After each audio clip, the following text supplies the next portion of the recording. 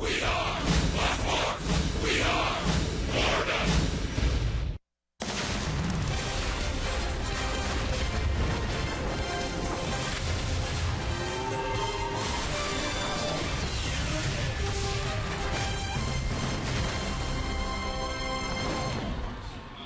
The baseball week for Miami starts in Atlanta. 3-game series with the Braves. Similar records, similar plights. Both teams trying to fight their way to third place in the National League East.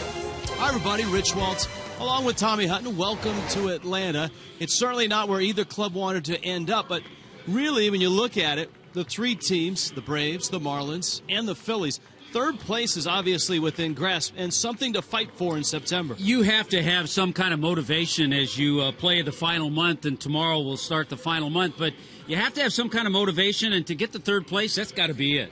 To get to third place, the Marlins are going to have to swing it and score runs. And two lefty bats that had a nice series to open things for the Fish are heating up, and I think certainly have to make the powers that be smile. First, Justin Bour. Yeah, two lefty bats who certainly have some pop. Justin Bour, 2 for 8 in that series in D.C., had a couple of home runs, and they were monster shots, too, in front of lots of friends and certainly family. 14 home runs on the year for Bour. How about Derek Dietrich? He blasted one. He has hit the ball well. How about on the road? Look at his average, 301. His last 7 road games, Derek Dietrich is 407 with 2 home runs. He, too, found the seats at Nationals Park. Pitching matchup in this one. Now, the Marlins at their rotation all of a sudden have 4 lefties. One of them goes today. Chris Narveson, his last start was his first start since 2012, and he was admittedly a little rusty. It's really hard to judge the numbers on that last start. Chris Narveson has to have pinpoint control, and he had a tough inning, 6-run second inning for the Pirates. Remember, McCutchen hit a big home run. Hopefully the control will be much better tonight. Now, this was supposed to be a start from Mr. Fultonevich. Instead, Shelby Miller, because of an illness, gets moved up a day, and he has been good except in the win column. I'll tell you, he's 2-1 in 4 starts against the Marlins with a 1.13 ERA. Look at that number, though. 18 starts without a win, but an ERA of 3.24 during that span. Lots of strikeouts, very few walks. He just hasn't had a whole lot of luck. And remember, he was an out away from a no-hitter. Justin Bour broke it up. That was in Miami. Tonight, the Marlins are in Atlanta. The lefties are swinging it. We'll hear from them next as the Fish and the Braves get ready to open a 3-gamer.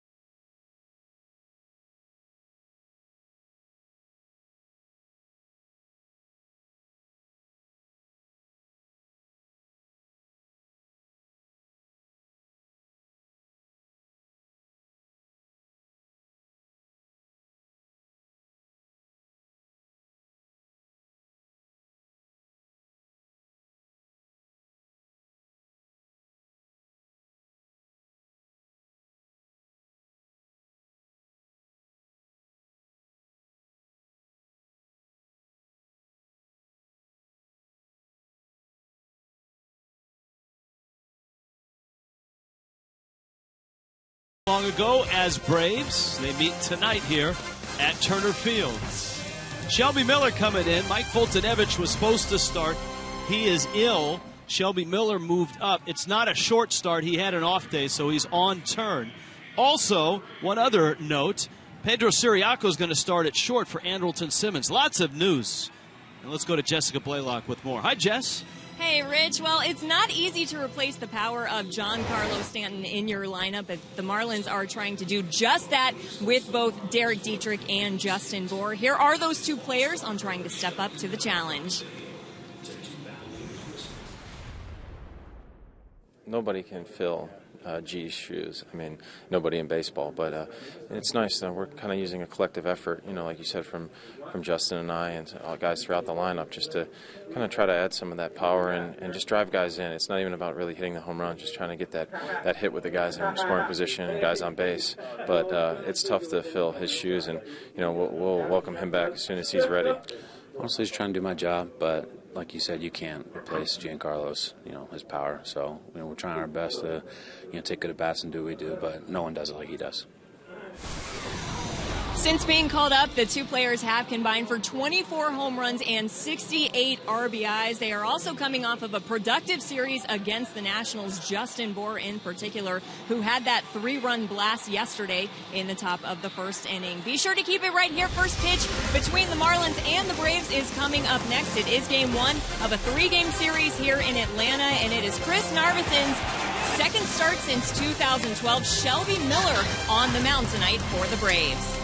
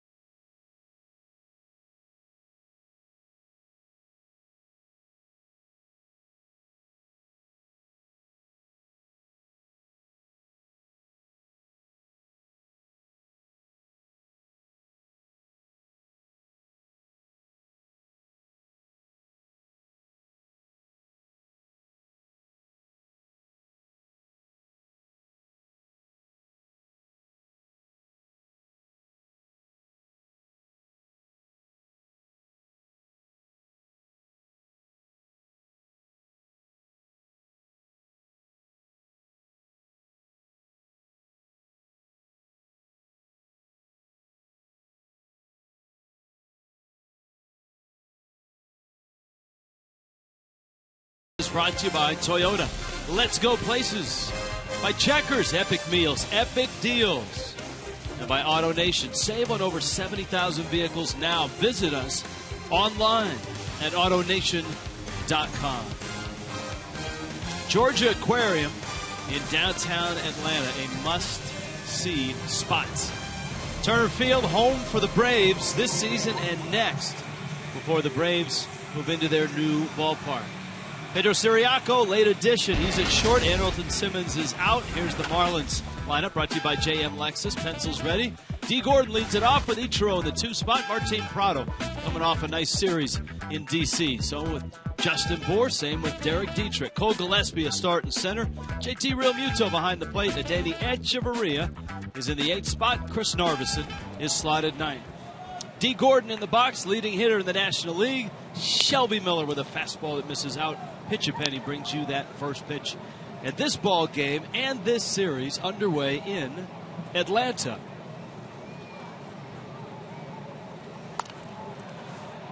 I think, Rich, there was enough warning, enough time for hitters to kind of regroup and get ready for Shelby Miller at the last minute. Not really last minute.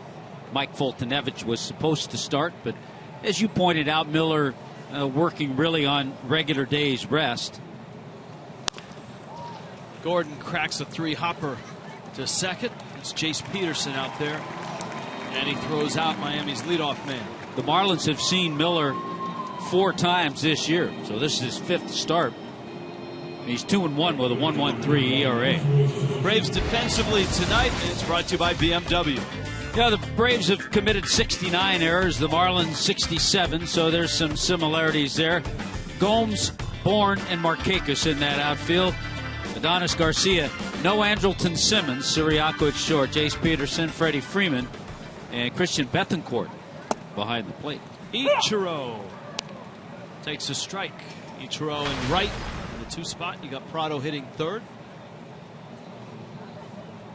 Ichiro doubled in his first at bat yesterday, and that snapped a 1 for 21. And he holds up on a high fastball. Marcelo Zuna getting the night off tonight. Gillespie in center. Derek Dietrich's been holding down left field. And Christian Yelich still unavailable to play in the field. He is available to pinch hit. Yeah, he's available to hit. He pinched hit in the ball game yesterday and picked up a base hit. Marlins dropping a 7-4 ball game against the Nationals. And the Fish arrive here at 52-79. Now, Miami has dropped 8 of their last 10, but the Braves have lost 12 of 13. They were wiped out by the Yankees, who outscored them 38-11. Ichiro lifts that one to left. That would be Johnny Gomes tonight. And the versatile one, who made his pitching debut on that Friday night against the Yankees, makes the catch.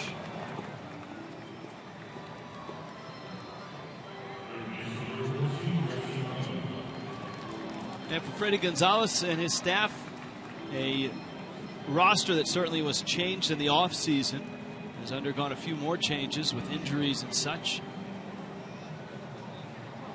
Here now is Prado. Miller's gone 18 games without a win. Prado in the hole at short. Siriaco loads up, and Prado beat it.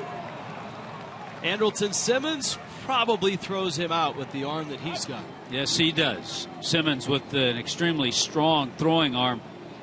Actually, Andrelton Simmons leads the league with a .993 fielding percentage. Takes a little time, tries to air it out, but that's his best.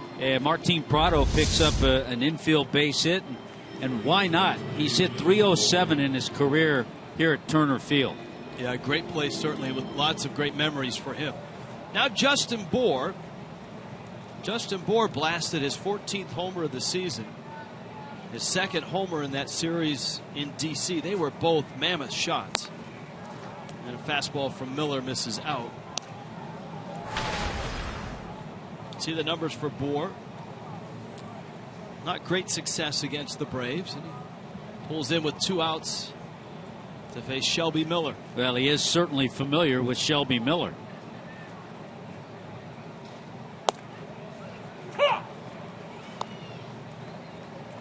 A ball and a strike. And Shelby Miller familiar with Justin Bour. Go back to that game he had early in the year.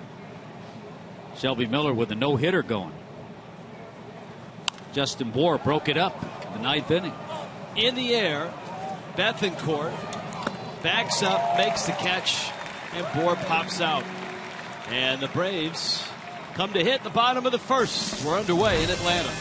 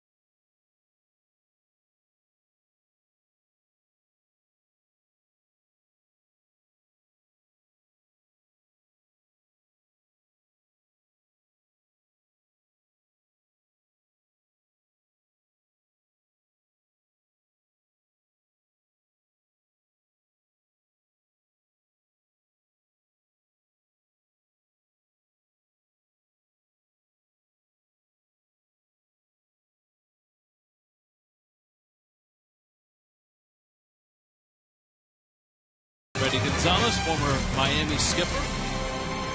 Carlos Tosca, his bench coach in both places, Miami and Atlanta. Jam Lexus brings you the Braves lineup. Nick Markakis having a solid season, especially in the leadoff spot. Pedro Siriaco, late add the 2 spot. Freddie Freeman, 2 stints on the DL this year. Johnny Gomes in the cleanup spot hits lefties quite well. Adonis Garcia has had a nice start at third base. Jace Peterson at second. Christian Bethencourt, the catcher. Michael Bourne, acquired about a month ago from the Indians. You got Shelby Miller in the 9th spot and Chris Narveson on the hill. Yeah, I think we talked a little bit about Chris Narveson. He has to keep the ball down. He has to hit his spots because he's not going to have overpowering stuff. That's the type of pitcher he is. Narveson on Wednesday against the Pirates, 3 2/3, 8 hits and 7 runs. Markakis takes down low. One of the big acquisitions in the offseason for Braves, in a offseason where they shipped a lot of talent in a lot of different places, was Markakis. A Georgia guy, takes his strike. And Tommy, while they're not getting a lot of power from him in terms of homers, he has just a couple. He has 30 doubles. And in the leadoff spot, his on-base percentage is .370. Yeah, they're actually getting what you would want to get out of a leadoff man. Obviously, you would hope for a few more home runs from Markakis, but you know he's gotten his average above 300. As you pointed out, the on-base percentage .370. The doubles leader in the National League, by the way, is a bit of a surprise. Todd Frazier. In that small ballpark, all the deep balls that he hits, they usually go out. Fastball, fly ball, center field. That's Cole Gillespie out there tonight. And he makes the catch. And Tommy now completes the rest of Miami's defense. Which is brought to you by BMW. You know Gillespie's in center. Dietrich and Ichiro flank him. Martin Prado, Echeverria, D. Gordon. Boy, some great plays at Nationals Park in Washington, D.C. Justin Bour's at first. JT Realmuto is back behind the plate. Narveson has an out. We are awaiting word from the Braves as to why Simmons was replaced. Your first inclination is there's something wrong in terms of an illness, maybe a nagging injury. The other one, and it's too crazy to even think about, but this is the deadline in terms of trade to get someone on a postseason roster. Breaking ball, lined left center. Dietrich is over and makes the catch. If you make a trade now, and obviously you got to clear it through waivers, but you can still hop on a team's postseason roster. Not so when the calendar turns tomorrow. I would be a little shocked if the I'd be a lot shocked if the Braves traded away Andrelton Simmons. Only the 7th start at shortstop, by the way, for Siriaco. But yeah, I would be very surprised at that one. Well, we saw Simmons at batting practice. Yes. So we know he was here a while ago. As Freeman lifts that one out of play. Very odd for Freddie Freeman. He'd be the first to tell you, to spend time on the disabled list. Played 162 games last year. He's missed over 40 this year.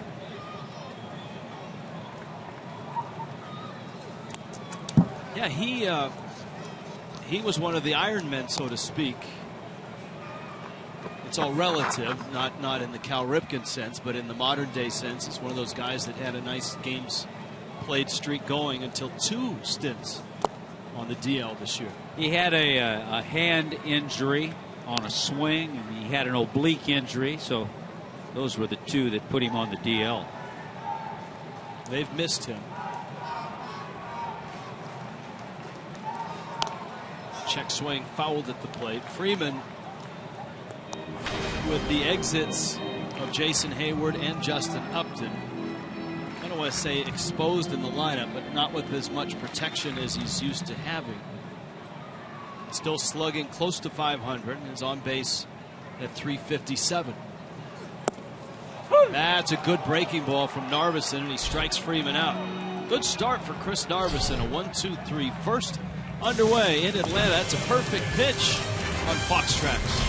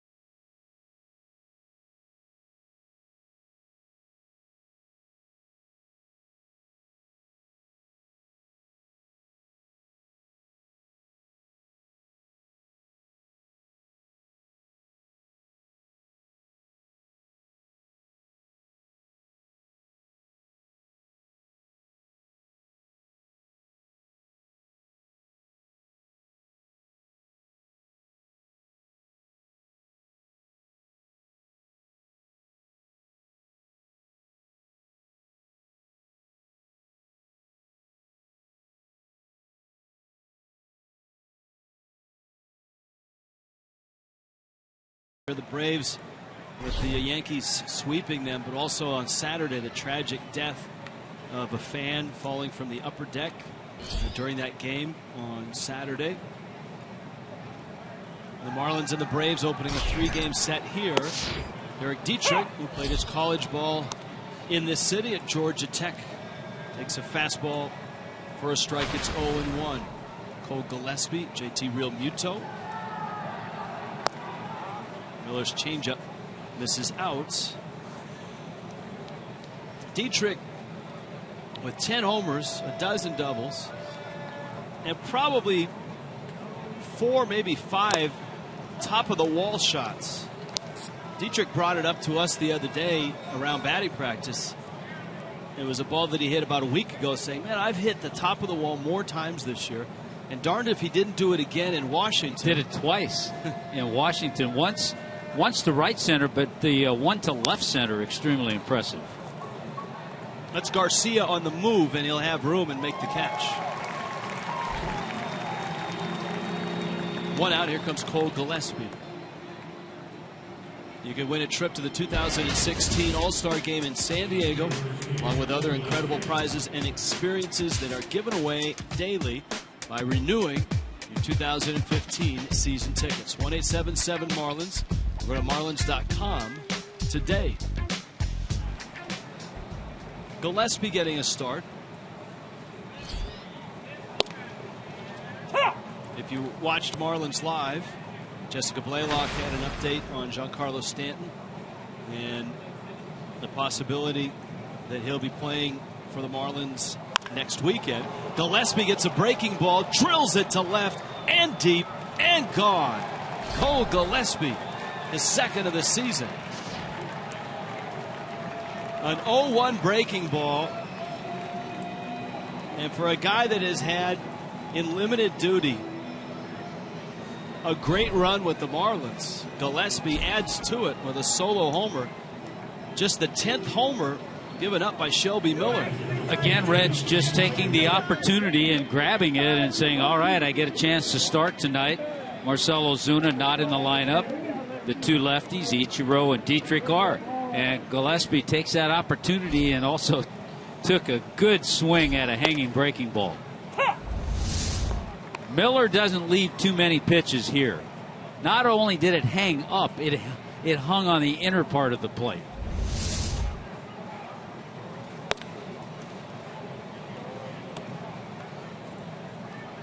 Gillespie's playing time you would think over the next month might get eaten into with the return of Stanton and the return of Yelich.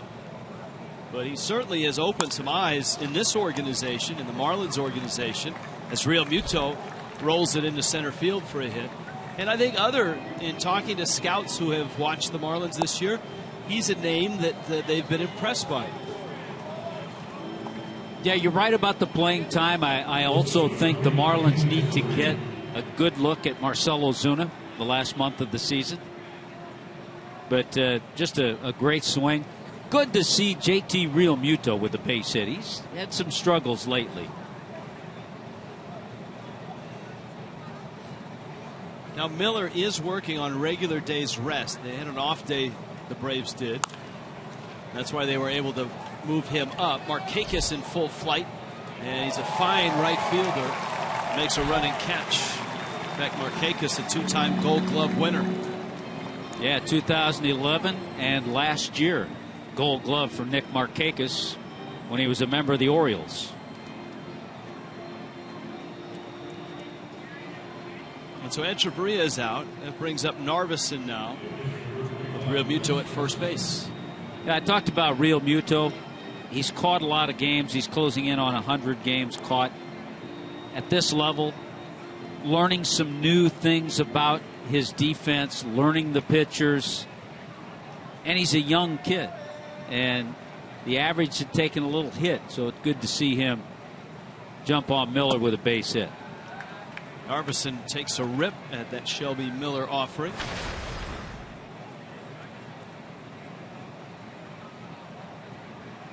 Narveson's career shortened a bit with injuries and surgeries. A little disappointed when I looked at the lineups and found that Cameron Maybin wasn't in there, because these two guys share the same alma mater of high school in Asheville, North Carolina, T.C. Roberson High. I asked Freddie Gonzalez about Maybin. He said he's fine, just a little banged up. Michael Bourne has struggled since they acquired him, but actually has some decent numbers against Narveson. But Cameron Maybin is okay. And I'm sure we'll see him this weekend, or these 3 games. It's not the weekend, is it? Not yet, buddy. It's coming, though. It's coming. You saw Nick Swisher in the dugout, too. You talked about Bourne. Marlins were here when Swisher arrived, and it was a triumphant arrival, I might add, when the Braves acquired both those guys. Shelby Miller does not look like the Shelby Miller we've seen. He's missing here to Narveson and runs the count to 3-2. You know, he's generally a good two-seam guy and gets a lot of ground ball outs.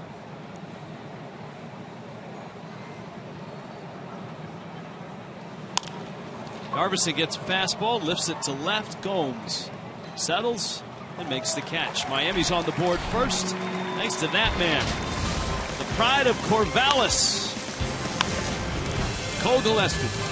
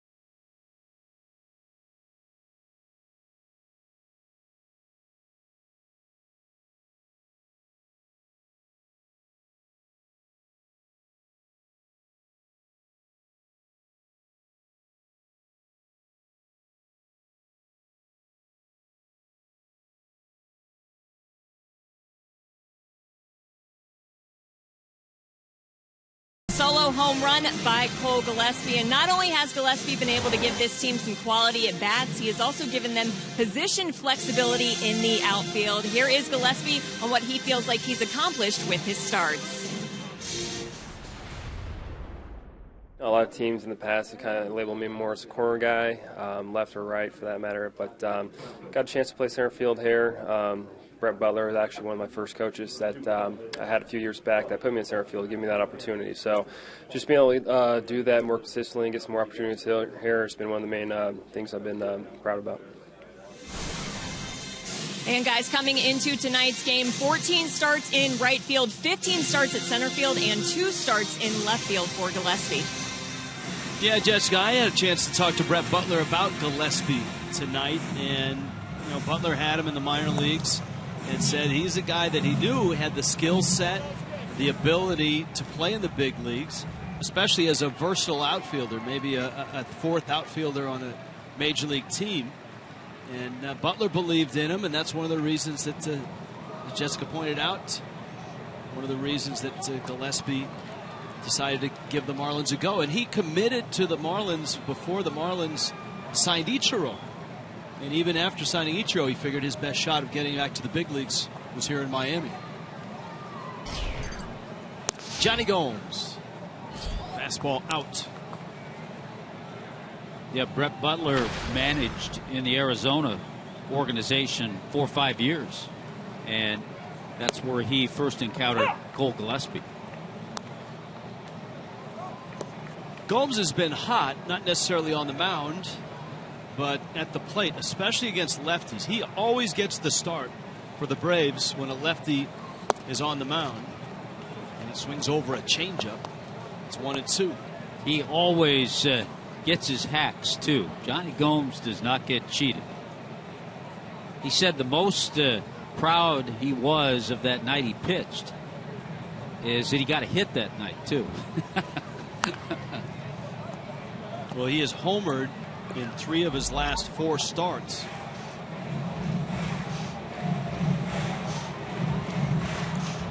You can just, having watched him in this division, see why he was such a popular player in Boston, in Oakland, with Tampa Bay.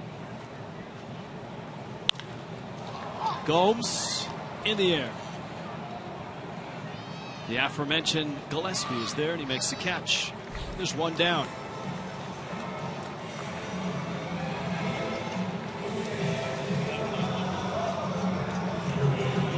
So far, so good for Chris Narveson. So far, he's made some good pitches. He's kept the ball down, stayed on the corners. Chris Narveson, who pitched in Japan last year. Andrelton Simmons, right ankle inflammation. And thus, he was scratched about 15 minutes before first pitch. That puts Pedro Siriaco out there. This is Adonis Garcia, guy that played well when the Marlins were here. He played some good defense at third base. He showed off a strong arm.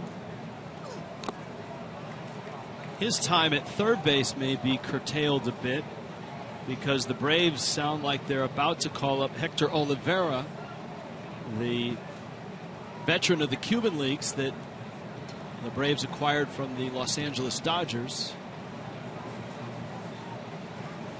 And I think there's a lot of interested scouts and Braves executives that want to see Olivera when he gets here.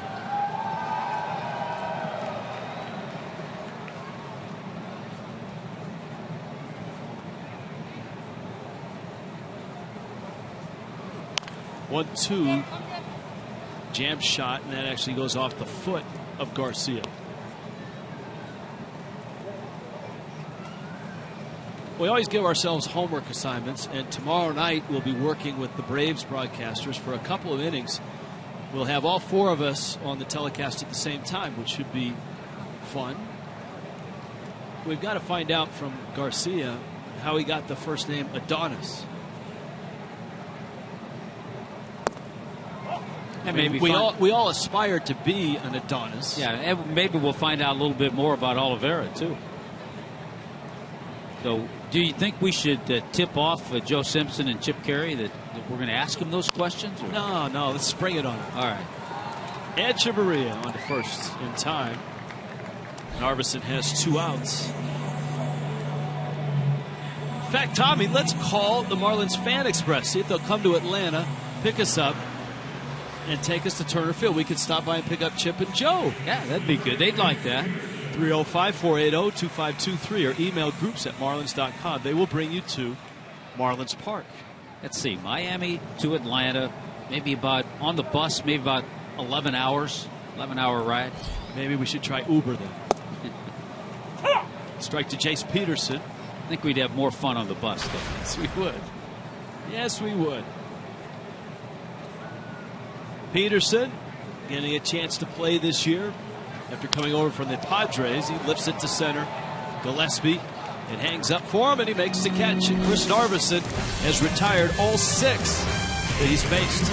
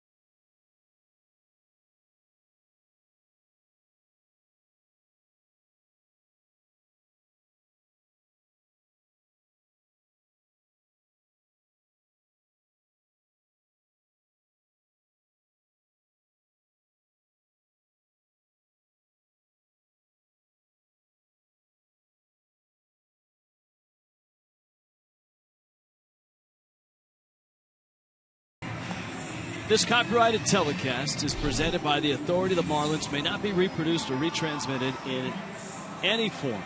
The accounts and descriptions of this game may not be disseminated without the express written consent of the Miami Marlins. A smattering of Marlin fans here in Atlanta. D. Gordon, top of the order. Shelby Miller gave up a hit to Martin Prado in the first, a homer to Cole Gillespie, and a single to JT Realmuto in the second. You've talked about Shelby Miller and the length that he's gone, 18 starts without a win. He actually started the season 5-1. And, of course, 18 starts, 0-10. But overall, it's amazing. His record's 5-11. But an ERA of 2.62. Now, it's not like he's gone out and given up just 1 run every night. His last 2 starts have not been great. He gave up 5 runs at Wrigley with the Cubs. At home, he gave up 4 runs against Colorado. But he does have, by far, the worst run support in the National League. Aaron Harang, John Lester, Ian Kennedy, Andrew Kashner.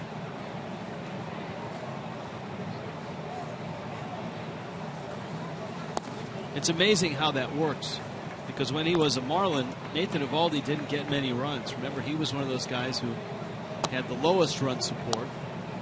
He found the mother lode this year, and his numbers come up this year. So he got a ton of runs certainly this weekend. fact, Atlanta playing the Yankees, swept by the Yankees, lost yesterday 20-6. A mere 3-1 loss on Saturday. 15-4 they lost on Friday.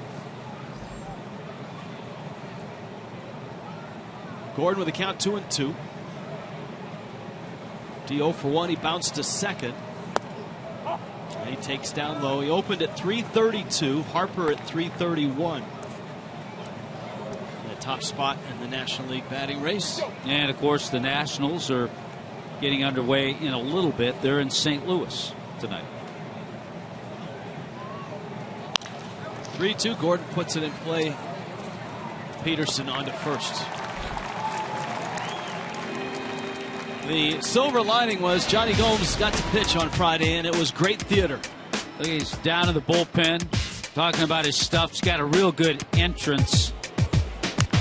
That's the first guy he faced, Chris Young. And you saw the reaction from Gomes, a surprised look, and then the tip of the cap. This was the last hitter he faced, and that was his exit. I'll tell you another thing he was proud of. He gave up the home run, a couple of doubles. He was proud of the fact that he then got 3 consecutive outs. The pride of Petaluma.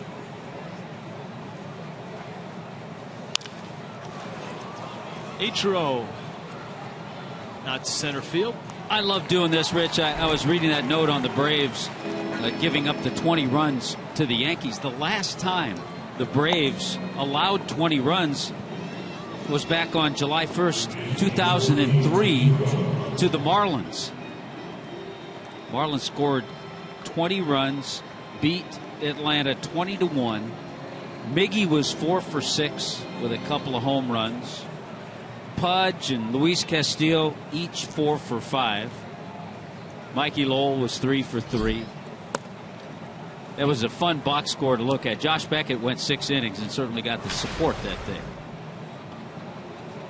Martin Prado singled in the first.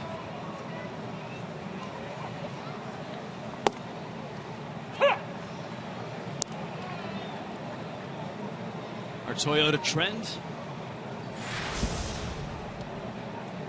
Most runs allowed since they moved here in a 3-game series. They moved here in '66. Liner to right, and it hangs up. There's Markakis, the Gold Glover, who snares it right off the carpet. 1-0 Miami.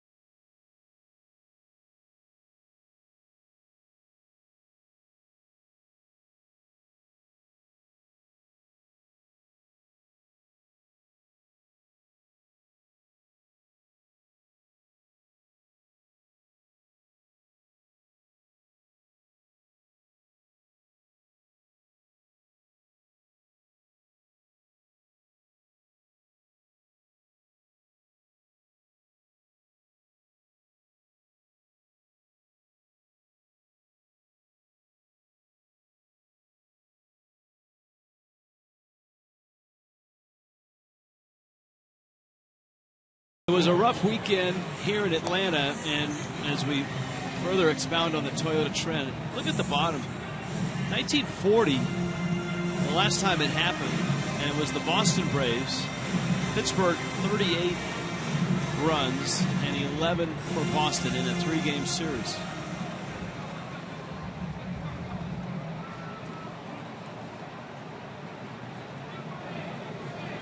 But the Marlins tonight are getting Shelby Miller, who has a terrific ERA, but not a lot of wins.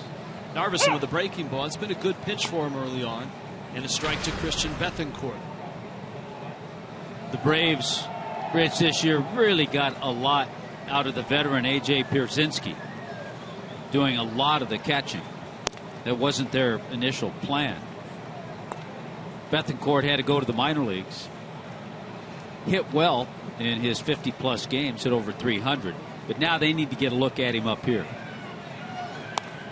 Yeah, that's the reality for a team like the Braves or even the Marlins at this point, is as you plan for 2016, you have another 4 weeks, 4+ weeks of baseball, and you want to see if guys can get it straightened out. I'll make a great analogy. The beginning of the year, during spring training, let's say, if you talk to many scouts, many baseball people about young catchers, they would talk about Bethancourt. He's going to be the next young catcher. He's going to do the job for the Braves. I'm not sure anyone would have talked about JT Realmuto. And JT Realmuto has had a better year than Christian Bethancourt. Without question. It would be a different conversation now if you had that same conversation with the scouts. Time for you to tweet your strongest fan photo, hashtag FL Data Strong Fan. You might see yourself in an upcoming telecast. Brought to you by T-Mobile. Michael Bourne now.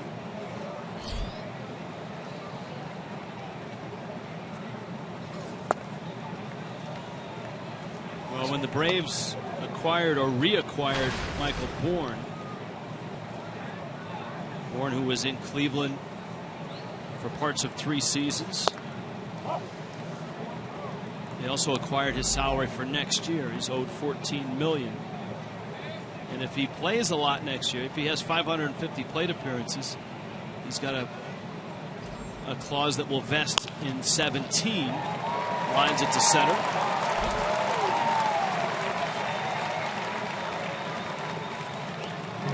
For Bourne, since he's been a Brave for the second time, it's been a struggle. Just 6 hits now in 49 at bats.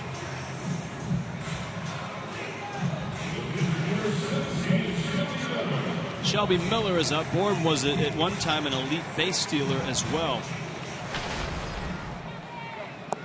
In fact, in his All-Star year in Atlanta, he swiped 42 bags.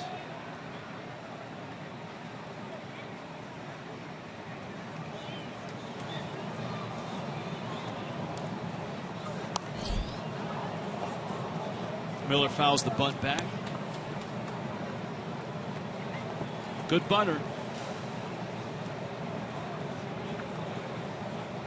He was a Cardinal and a pretty good one up until this season. Still young, just 24. 15-game winner a couple of years ago. He was 3rd in the Rookie of the Year voting. Sets it down foul.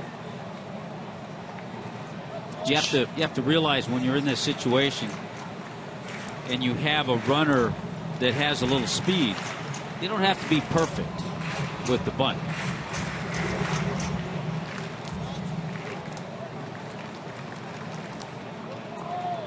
So Michael Bourne looking at Justin Bour's jersey and saying, "Where's the end?"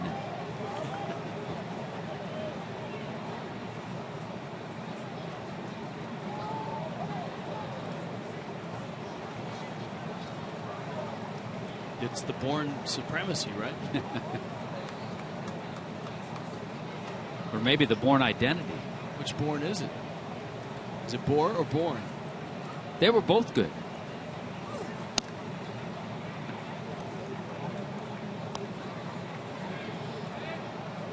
One and two.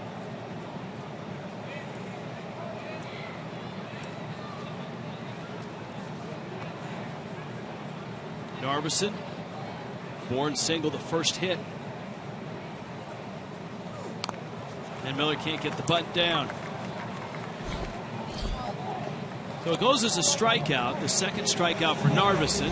Now he has to get Markakis to finish this, the third inning. We'll keep our eye on some games around baseball tonight. Tomorrow night, we do have emails and tweets, but the interesting part about tomorrow night will be the arrival of Chip and Joe in the fourth and the fifth inning. Might have to put the emails and tweets on hold. Unless we get one that is a question for Joe or Chip.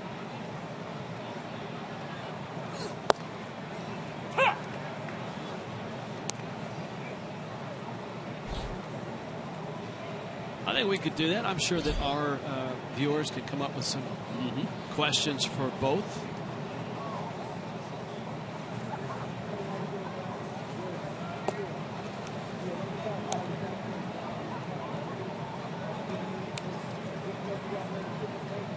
Narveson trying to keep Bourne close.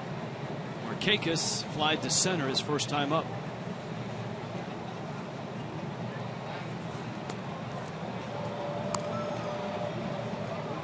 Just in case Michael Bourne is thinking about taking off, Narveson's given him a couple of moves.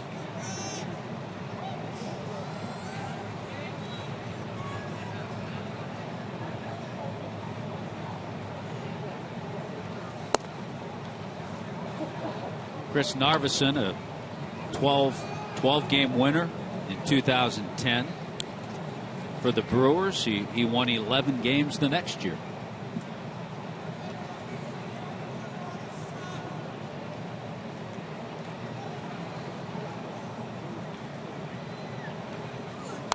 And in 11 started a medical sequence that included hip surgery. And then in 2012, a shoulder injury that was labrum surgery, which is a serious surgery for a pitcher. Time in the minors in 13, and then a season in Japan in 2014.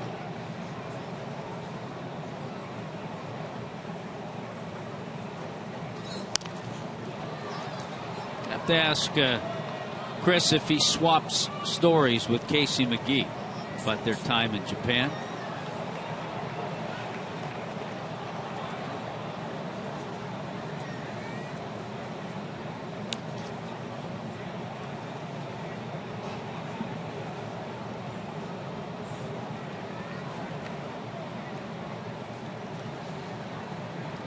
Oh, he got him leaning, but he also got Bohr for whatever reason.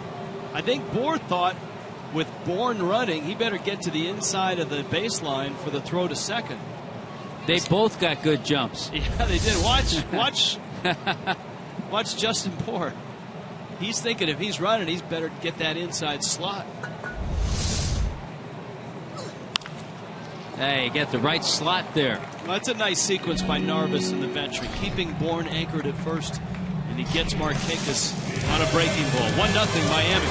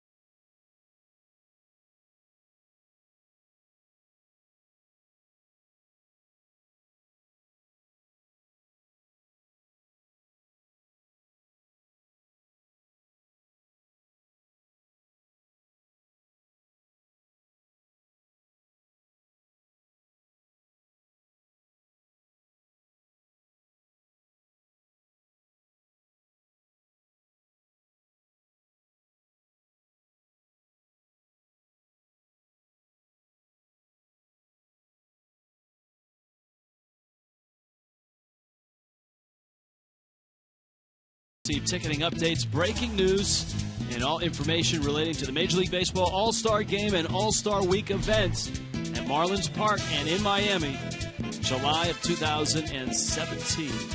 Go to marlins.com/ASG.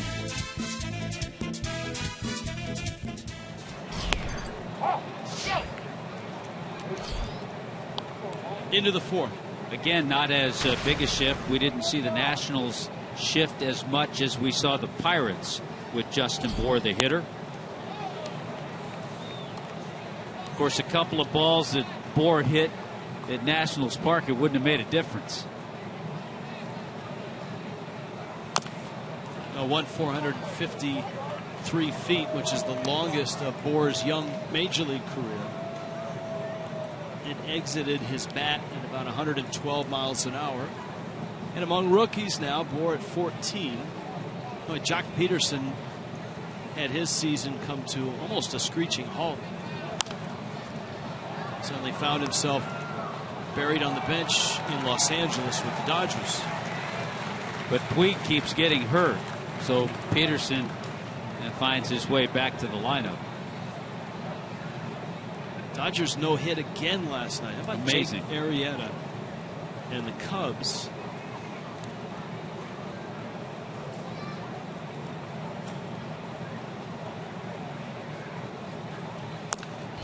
That one fouled at the plate. What was that note you were telling me about Chase Utley? Chase Utley has played 9 games with the Dodgers now, and they've been no hit twice during that time. Mike Fiers, and of course the Arrieta no-hitter last night. Jake Arrieta in the month of August is 6-0 with an 0.43 earned run average. It was the national Sunday night game on ESPN, and Joe Madden, because the Cubs have a night game tonight in Chicago and had to fly after the game, decided let's all put pajamas on for the trip, which, if you follow the Rays at all, follow Major League Baseball, you know that Joe Madden likes to have themes oftentimes when his teams travel.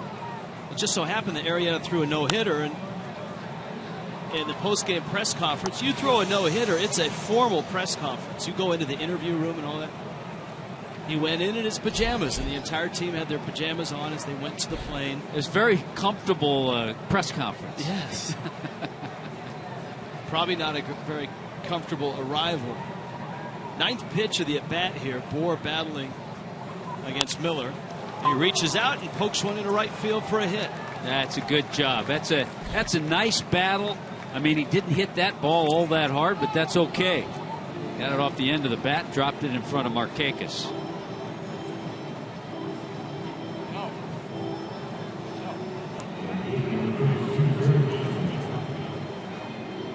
Now Dietrich, who popped out back in the second. Cole Gillespie homered in the second inning off of Shelby Miller. I also think Utley played in Cole Hamels' no-hitter that he pitched earlier this year when he was a Philly. See, now that is a note. How many times has a guy been no-hit and yet played on a team that gets a no-hitter in a single season?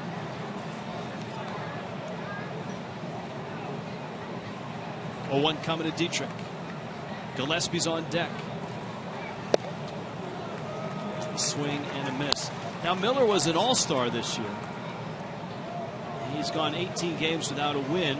Very nice ERA. The only Braves all-star. The last time an all-star had a long winless streak was Nolan Ryan back with the '83 Astros. Pitch is out. His actual losing streak is at 10. But 18 games without a win. As we documented, his run support is the very worst in Major League Baseball. And it is the longest winless streak in Atlanta history. Everybody you talk to, though, from his manager, to his pitching coach, to those who follow the Braves, say that through it all, the 24-year-old has handled things pretty well. He's taken 2 no-hitters into the 8th inning. And that's the first time in Atlanta history since 1966 that that's happened, which is a surprise. I mean, you think of the great arms that have been here in Atlanta in that time. Of course, one of those was against Miami, and it was Justin Bour who busted it up with 2 outs. That was down in Miami. Dietrich gets into that one, drives it right center. Bourne is on patrol and runs it down. Well, his other complete game shutout this year against Philadelphia. So both within the division. Warren Henry presents the drive of the game, and this feels a lot like Washington, D.C. Remember all the home runs this past weekend? Bo Gillespie, the only run of the night here. Solo shot in the second. He took care of that hanging breaking ball. Didn't waste any time. You were talking earlier, Rich, about Nathan Eovaldi. He's getting about 8 runs of support per start. Of course, that jumped up the other day in his start. Did he start the game that they scored 20 or 15? It was yesterday. It was 20, yeah. That'll jump that runs per game up a little bit. Little dribbler up the middle. Siriaco to the bag for 1 and 2. A 6-3 double play. Miami is done in the 4th. Bottom half coming up. 1-0 Marlins.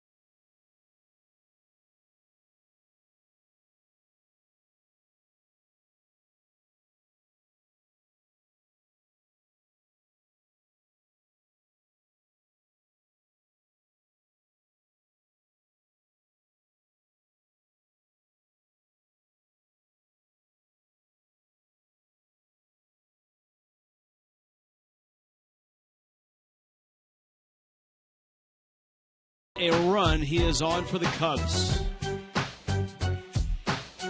Boy, he finished strong. That was his 17th win. And I believe he struck out the side in the 9th inning.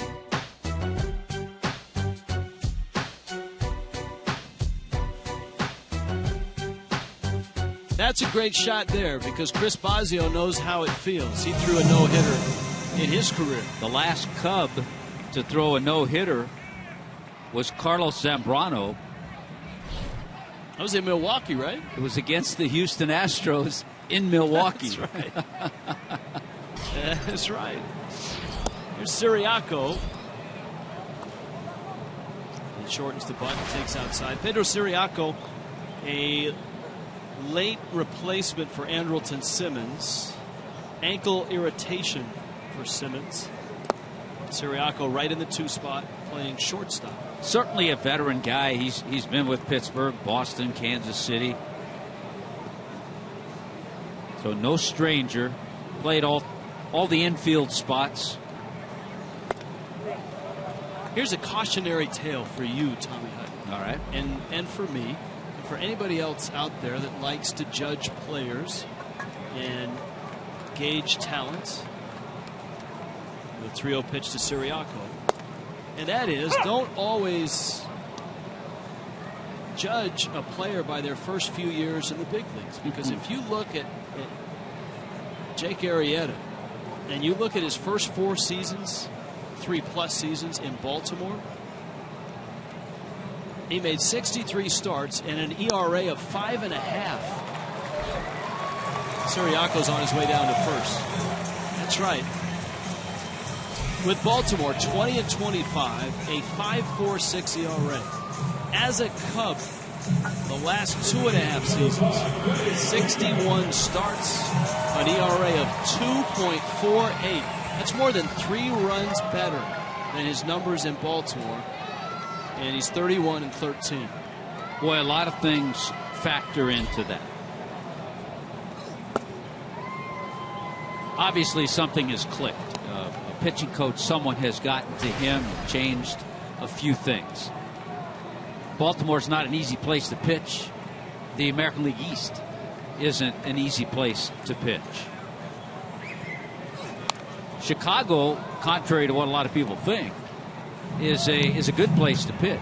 Early in the season. Early in the year. There are times you're going to get the handful of starts in the summer when the wind's blowing out.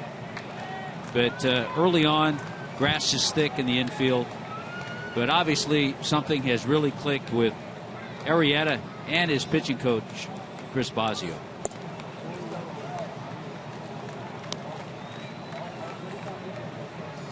Freddie Freeman up there. He was called out on strikes in the first.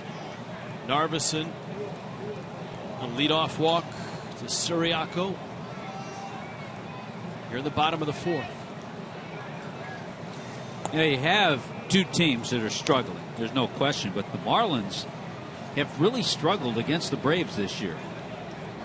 They've won just 3 of 13 games against Atlanta.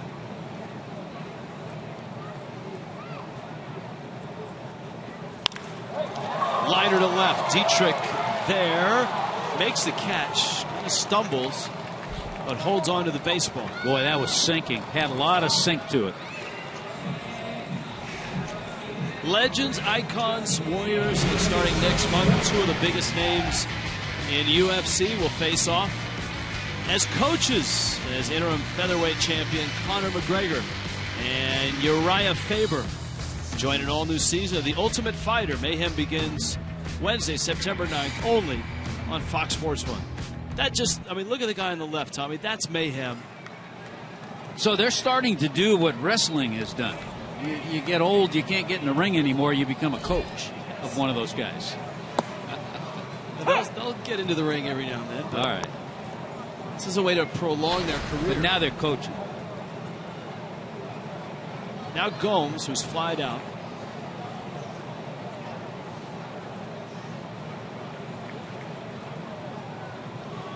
We reflect all UFC questions and comments, though, to our producer, John Sulzer. John Sulzer has traveled the globe and has worked on that Fox Sports 1 UFC package in a variety of exotic places.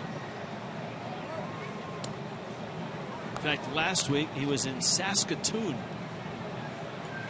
And if we can't get a hold of John Sulzer, we'll go to John Baker, former Marlins catcher. You know what? I sent a tweet out to John Baker the other day asking him if he wanted to come on and do a game with us. And he's game. So the next time we're in Bake's territory, we've got to invite him to the booth. Did you run that through the suits first, though? No. Nah. It was Twitter. I was, wasn't thinking. That's what Kurt Schilling said. Wow, here's the 2-1. That's a strike. Well, I didn't go that far. I just invited Bake on to do the game. Which would be great to have. It Bake. would be. He is in fact, Bake has been a guest columnist on FoxSports.com, just a bit outside. So I think I get clearance just for that, Tommy. He's on the payroll, for goodness sakes. 2-2. Swing and a miss. Gomes strikes out. Narveson's done a nice job against some of the right-handed bats in the Braves lineup. Yeah, to strike out a guy who has handled left-handers well in his career, that's making some good pitches. And Chris Narveson has done that. Adonis Garcia.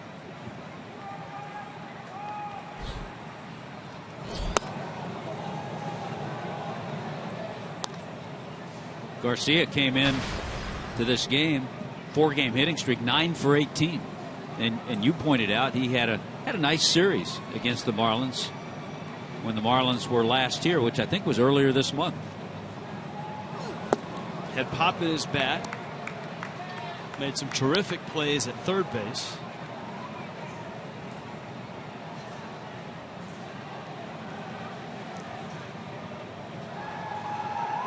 There are so many Cuban players now in Major League Baseball. It's been easier to get here. Runner goes, pitches low. Real Muto, a one hopper. And Siriaco steals the bag. I don't know that JT had a full grip on that. As well, Siriaco had a good jump. Well, and even if he has a full grip on it, he doesn't throw Siriaco out. Good jump. Probably was going on first movement. JT tries to really rush it because he saw that jump. And, yeah, I don't think he had the greatest of grips either. Siriaco's 4th steal of the year.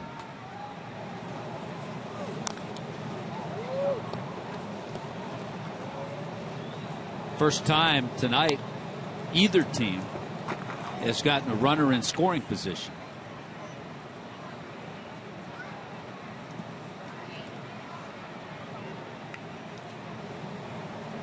Garcia originally signing with the Yankees back in 2012.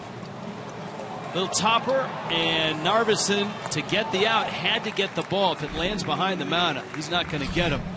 But he got it, he got the out, and he's through 4 scoreless in Atlanta.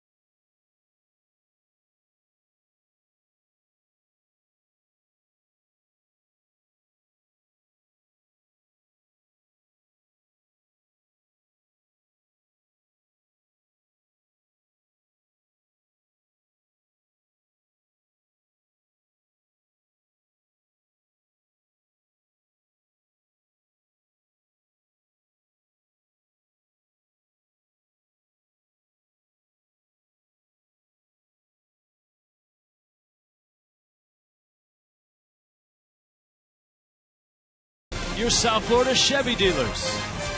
And by Checkers, Epic Meals, Epic Deals. Night falling here in Atlanta. Turner Field home for just one more season for the Braves. Their new ballpark, SunTrust Park, is on schedule to open 2017. Northwest of downtown Cobb County. Breaking ball. JT Realmuto is 2 for 2. Good to see. He bangs that one into left field. He's put so much hard work into his defensive skills, working with the pitchers. So good to see a couple of hits tonight from JT. Danny Echeverria and then Chris Narveson also due up.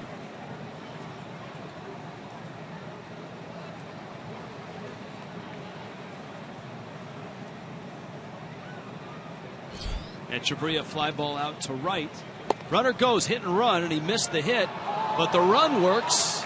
Real Muto pops up from the slide and hustles into third. It's amazing. Sometimes when you try things, exciting things happen. Yeah, the hit and run was on.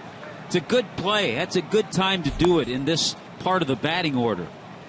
Etch swung through the pitch, but one of the areas of Bethancourt's weaknesses is the defensive part of his game. His throw goes into center, an error, and on the error, JT goes over to third. Real Muto had a great jump. Now certainly a different at bat with the infield in. Miller picks at the corner and gets it. It's 0-2. So JT picks up his 6th stolen base.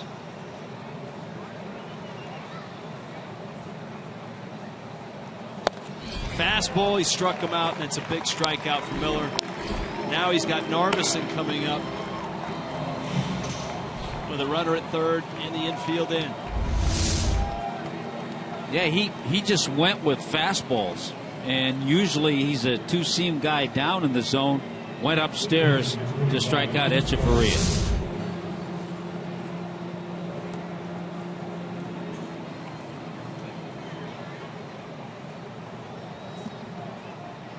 Well, Narveson certainly can help himself.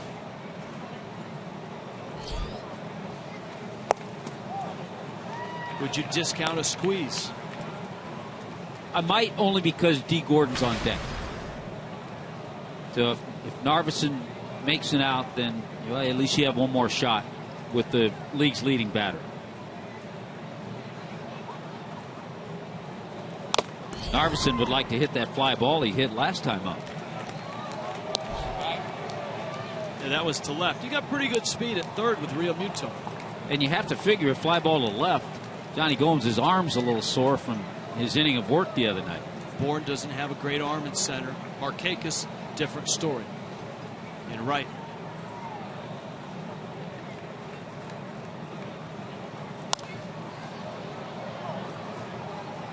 Well, Miller's feeding him fastballs. Narveson fouls that one back. D. Gordon went out to get that foul ball and then gave a fan a nice souvenir.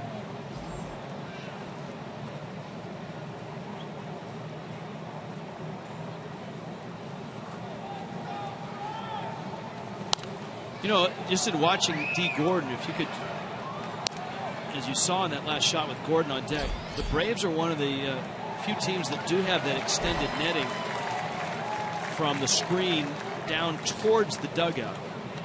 And as you pointed out, Gordon did flip the ball to a fan. You can still have that interaction with a player. You can still get a ball from a player with the screen there, which is one of the arguments against safety screening from screen behind home plate all the way down the lines. And they're also a team here, they have an extended screen during batting practice. Another fastball, another strikeout. And it will be up to D. Gordon. To guarantee access to the 2017 All-Star Game at Marlins Park, place your 2016 Marlins season ticket deposit and join the Fish family today. Full season ticket plans start at just $499. 1-877-MARLINS. Go to marlins.com/tickets. Now, if you're D. Gordon, and I'm sure the Braves infield aware of this, you can't discount an attempted bunt for a base hit either.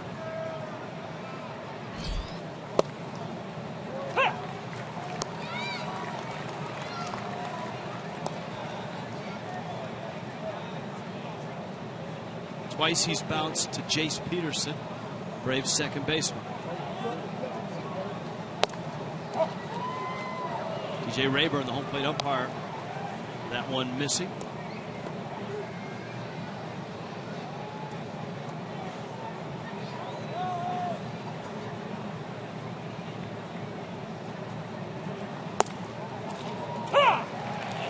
Yeah, he threw those good fastballs to get the strikeouts, and he's gone with his nice breaking ball to get ahead of D. Gordon.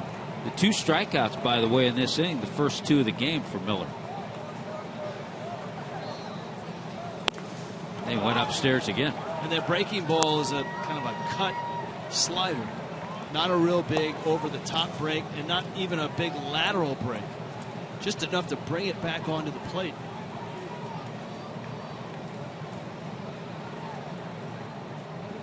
Brownwood, Texas. Real Muto, 90 feet away. 2-2. Straight fastball at 95.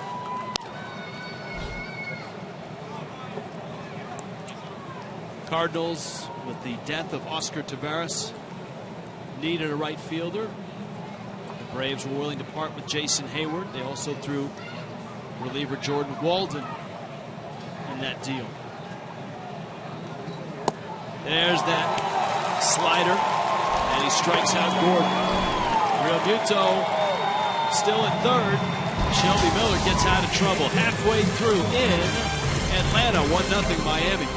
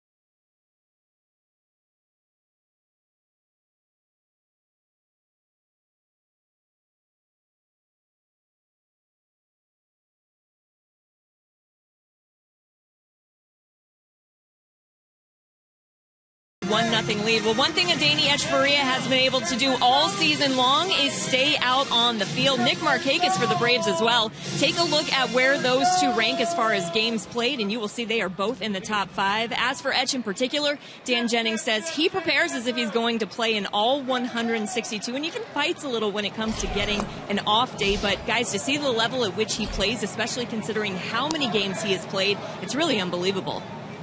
You're right, Jessica. It's usually when the Braves and the Marlins meet that Echeverria and Andrelton Simmons kind of show off to each other. Unfortunately for the Braves and for us, because we love watching him play, Simmons was a scratch right before game time with irritation in an ankle. Fielding percentage, just one component, probably a much smaller component in judging a guy like Echeverria at short. You know, you look at the games played. The Marlins playing their 132nd. So he's only missed 2 games this year. In a very demanding position, shortstop. Little tapper. Narveson picks it up, underhands it in time to get Jace Peters. I tell you what, watching Chris Narveson, 33-year-old veteran, he can field his position. He got off that mound quickly, got to the ball in a hurry, and made it an easy play. Now, Narveson has a win this year, Tommy, but it was in relief. His last win as a starter in Major League Baseball was the 10th of April, 2012 at Wrigley Field. Well, then you talked about the surgeries. Etch is there. Makes the catch. The surgeries, a year in Japan. Started this year, had a couple of starts in Jupiter, all the way in A-ball. Then went to New Orleans. 10 games, 4 starts there.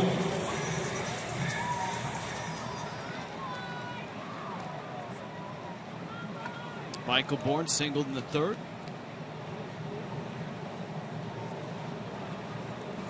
We were talking about Cameron Maybin earlier, who's fine. And you would think Maybin, right-handed bat, might be in the lineup, but Freddie Gonzalez said that Bourne has hit Narveson pretty well. Well, with his base hit back in the 3rd inning, he's 6 for 11. There's Cameron. I'll bet you Bourne and Narveson in the same. I'm trying to think when Bourne was a Houston Astro. They matched up when Narveson was in that division with Milwaukee. That's 6 for 11.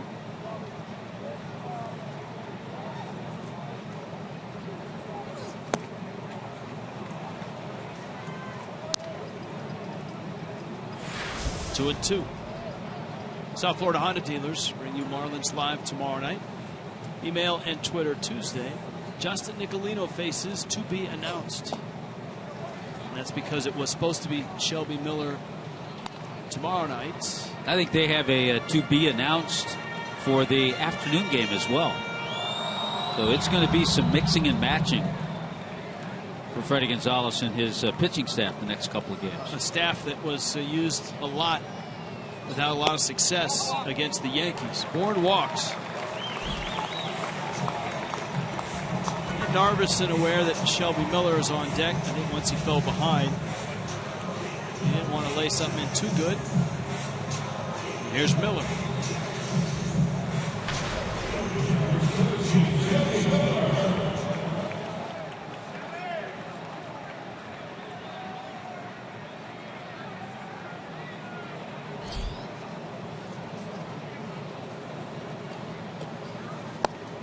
On the last day of August, the Marlins and the Braves turn the calendar to September tomorrow. Miami is hopeful that September brings a pair of outfielders back from injury, Giancarlo Stanton and Christian Yelich. It's a high pop-up.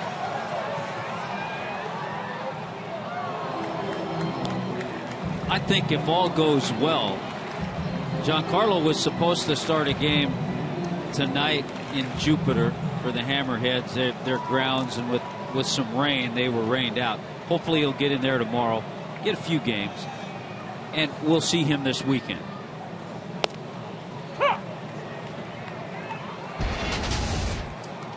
Yelich day-to-day with that right knee contusion. He did pinch hit yesterday, got a hit. Available tonight. Running and diving still bring up a lot of pain in that knee. So let's just say the weekend against the Mets, hopefully we'll see those two guys in the lineup. The other additions for Miami in September would be in the rotation. Jose Fernandez continuing his road back from the tendonitis of the bicep. Jared Cozart. Cozart returning from vertigo.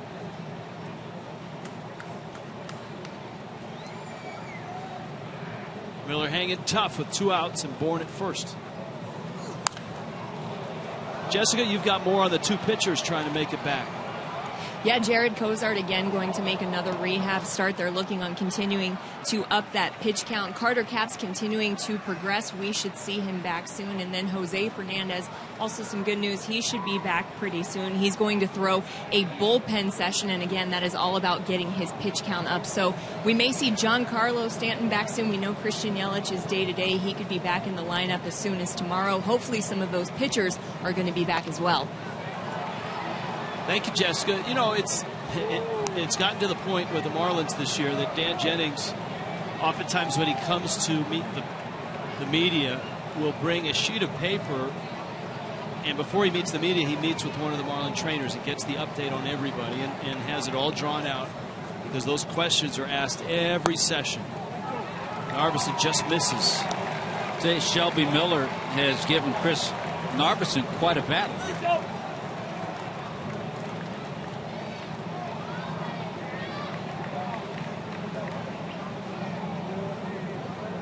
Bourne on the move with the 3-2 home.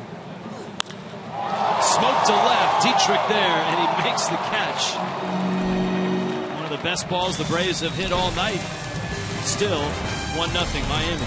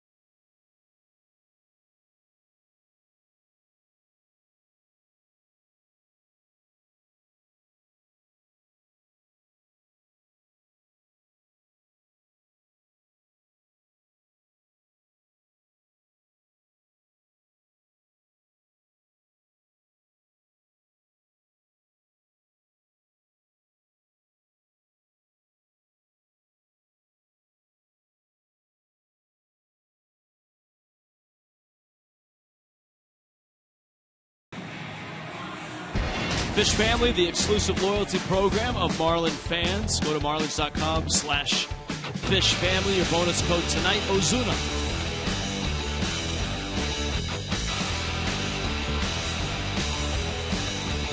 On this night here in Atlanta. Well, here we talked about this as a far-flung idea with Simmons' exit before the game, and we found out it was just an irritated ankle. But with Nick Swisher in left field, there's a possibility that Johnny Gomes may have been traded. We'll try to get a report from the Braves dugout. You and I talked about that when we were last here, that you have a guy who has 10 career pinch hit home runs.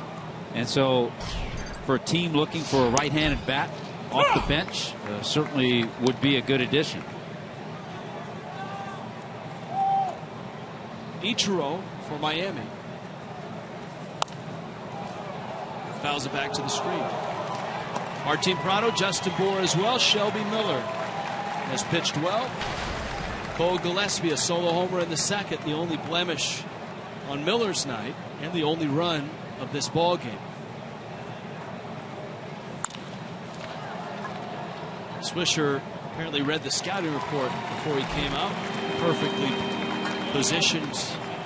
Nitro flies out.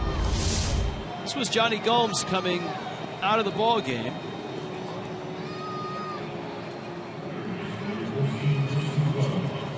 And so that doesn't look like a guy that comes out because of an injury. That looks like a guy that just got traded somewhere. And it could be a team looking for another arm in their bullpen. Yeah, that's exactly what that is.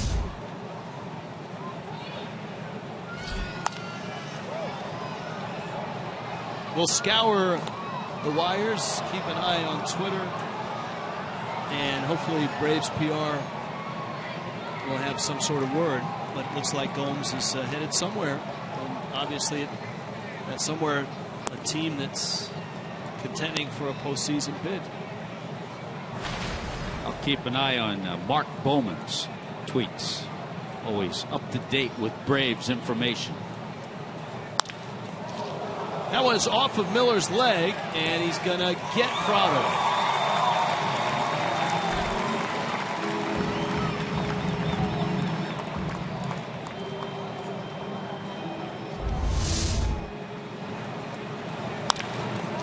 Boy, it sounded like it caught a shoe somewhere on the foot.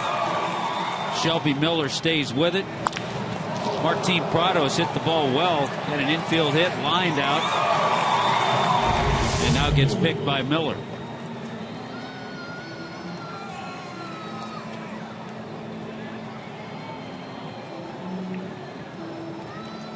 Freddie Gonzalez on the phone. I wonder if that's to the front office or if that's to the bullpen. Normally it would be Roger McDowell calling the bullpen, correct? Yes. And so who knows?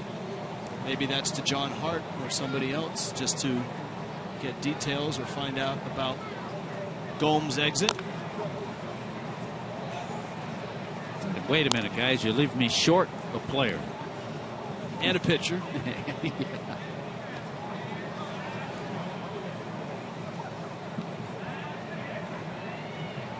Justin Bour singled in the fourth, popped out in the first. And he rolls one up the middle.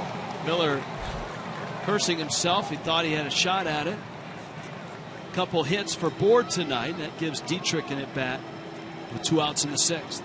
Well, Miller had made that play on the ball that Prado hit.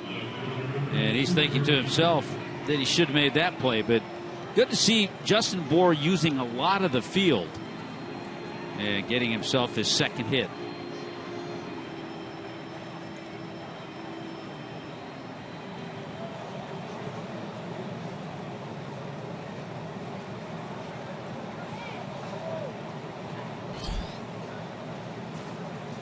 Dietrich has popped out, flied to center. We told you earlier, Miller is not an easy guy to homer against. Ken Rosenthal of FoxSports.com is reporting Johnny Gomes to the Kansas City Royals. No word on who's coming back.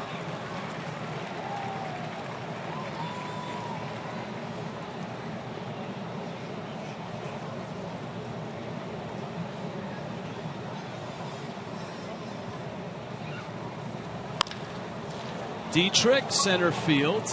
Bourne under it and makes the catch. Shelby Miller has been good tonight. Chris Narveson has been a little bit better.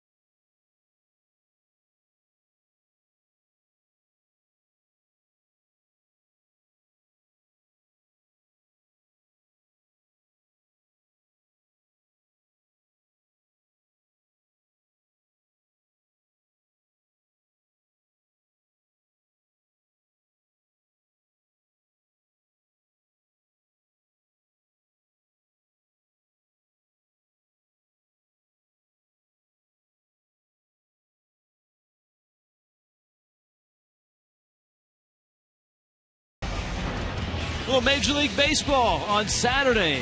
Fox Sports 1, Rays and Yankees. That starts things at 12:30, doubleheader. What a matchup in the Central of the National League. The Pirates and the Cardinals as they battle for first place in the best division in baseball. It's Fox Sports 1. It's this Saturday.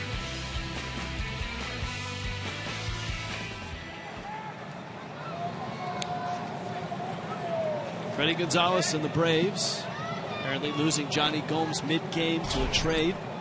And Rosenthal reporting to the Kansas City Royals. Nick Markakis, top of the order, with Pedro Ciriaco and Freddie Freeman to follow. And a big inning here for Chris Narveson. 84th pitch is a bouncer to second. It up and bites D. Gordon, but he handles it and gets the out. Important because Narveson out of the bullpen, really not stretched out, not accustomed to throwing 90 to 100 pitches. And so 84 right now is close to his max. Yeah, this is looking, I mean, first of all, it's looking great the way he's pitched. But you also have to be ready if you're Dan Jennings and Chuck Hernandez down there, and you saw the bullpen getting ready. Looks like Barrett Claw would be ready and would be next. Here is Ciriaco. That one fouled to the screen. Gomes was in the cleanup spot, and so Swisher, who came in for him,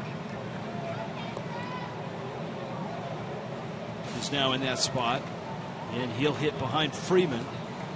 Narveson trying to get through the inning without seeing Fisher, or excuse me, Swisher or Fisher. Well, you know he'll be in there at least for Freddie Freeman, the left-hand hitter. Swisher, a switch hitter. Not sure about Fisher. I haven't seen the scouting report on him yet. He's not in my notes. No, he's off the radar. That one fouled at the plate. By the way, I thought that the Braves had outlawed Chief Nakahoma. Would he make a return? Well, in batting practice, I looked up in the seats, and there he was. Or maybe a knockoff of Chief Nakahoma.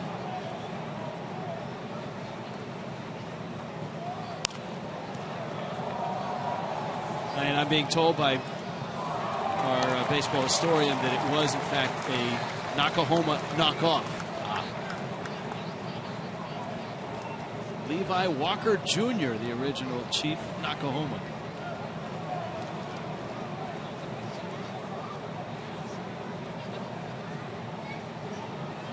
Oh, 2. Narveson misses outside. And it's 1-2. Narveson, a grunter. Something we've heard tonight.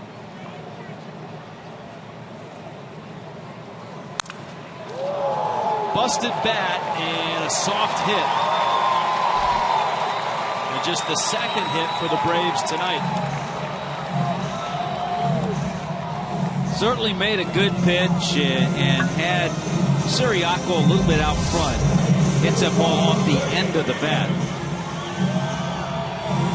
And Tommy, Chuck Hernandez and Sean Cunningham, Marlins trainer, are on their way out to the mound. I haven't seen anything, and they're looking at the finger. Yeah, it may be a blister cropped up the last couple of innings. That's the first thing they looked at.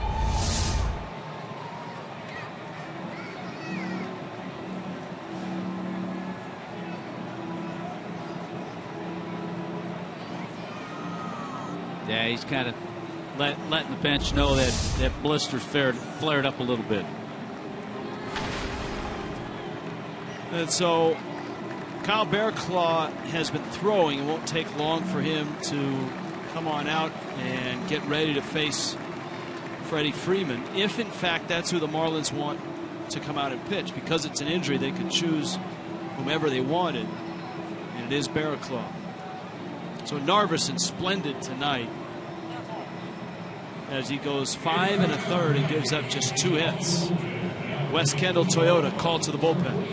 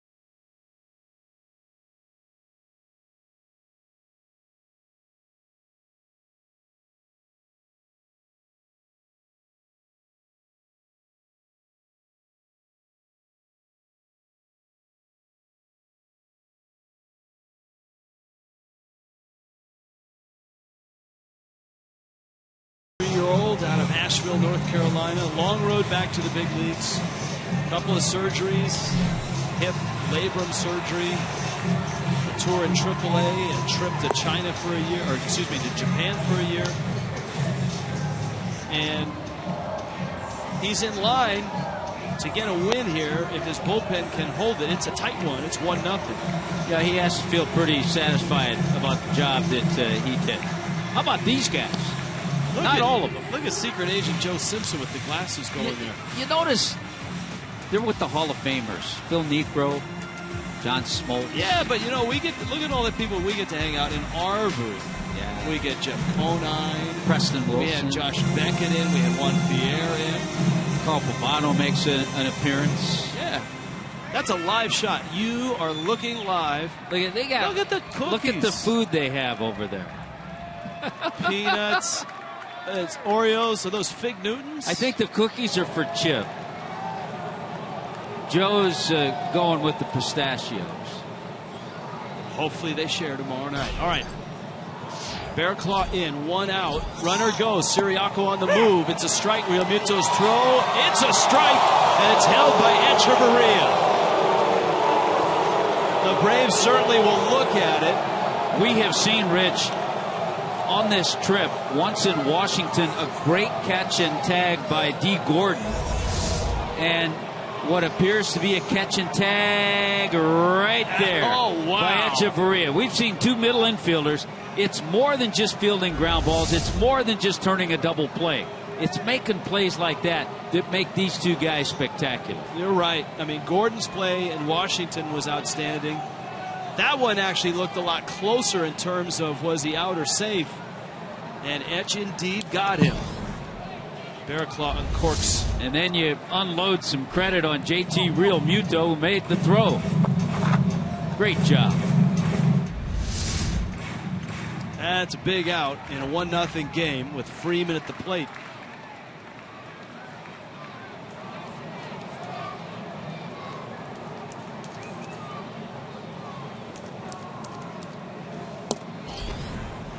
Bearclaw trying to get control of that running fastball. Bearclaw, last 4 outings, has been terrific. Not allowed a run. And in those last 4 outings, 3 2/3, he's given up just 1 base hit.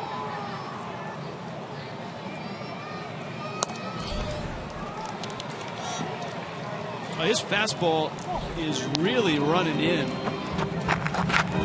So much so that Real Muto's had trouble handling the last 2.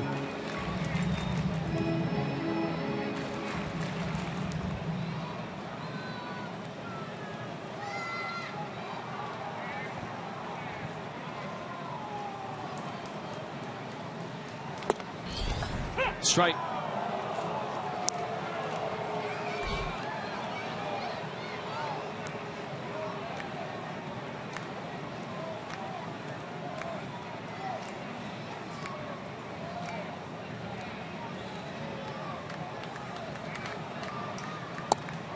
And he misses outs.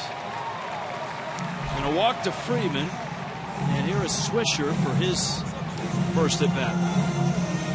Left middle finger is the location of the blister. People sometimes, fans don't understand the pressure that pitchers use on that index and middle finger in throwing certain pitches. And sometimes by putting that pressure on those fingers, a blister crops up.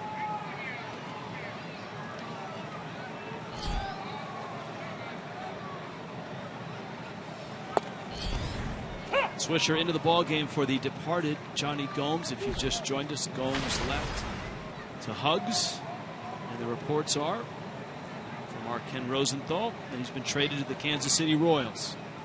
Last chance to get in under the September 1st deadline. Again, Bearclaw having a lot of control issues. A wild pitch there. Freeman's now at second. All the pitches he's missed with have been in this area and really been tough for JT Real Muto to handle. And he goes out to have a chat with him. Yeah, Johnny Gomes, if in fact that report is correct, going to Kansas City. The Kansas City Royals, with a 13-game lead, have won 80 games as they enter play tonight.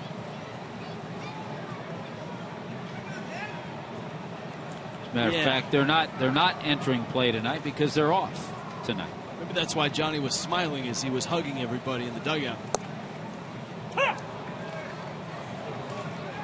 The strike, Swisher doesn't like it.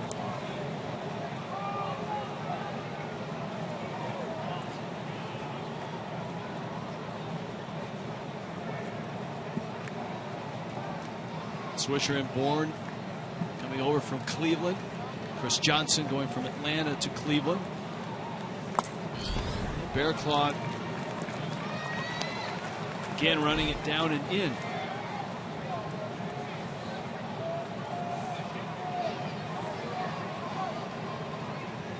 Been a nice run of scoreless appearances for this young right-hander out of the Cardinals system.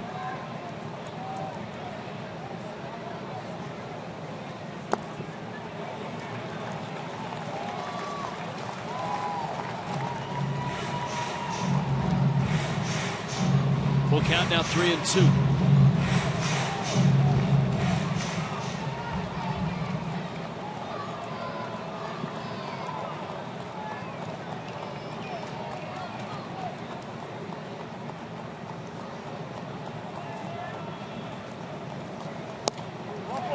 Bearclaw, breaking ball. He tried to bring it back, catch the corner.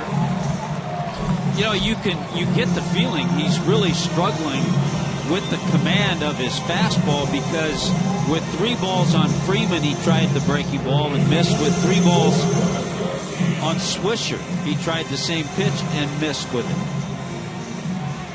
Now that play by Echeverria is rather large, the catch and tag of Siriaco.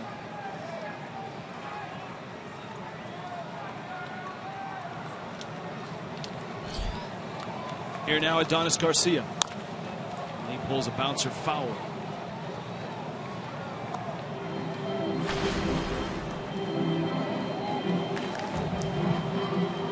Garcia tonight went 0 for 2 night.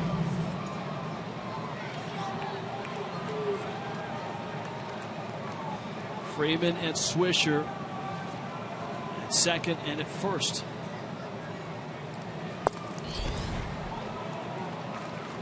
Still missing, seeing that same area, outside the righties, inside the lefties every time.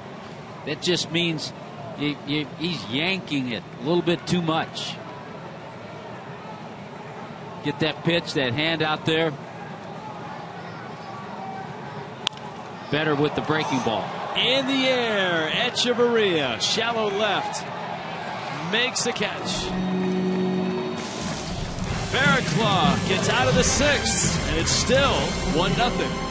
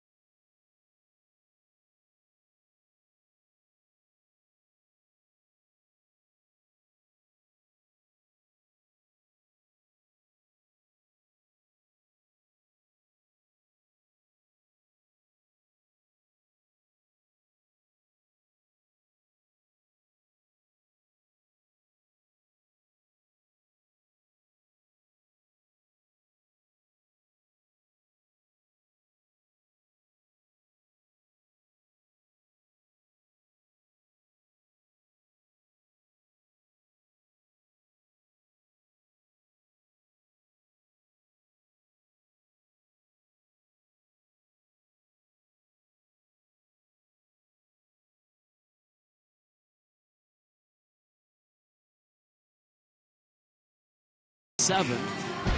Whether it's a networking event, a fundraiser, family celebration, your neighbors, your work, you want to bring them out to a ball game at Marlins Park, well, why not do it?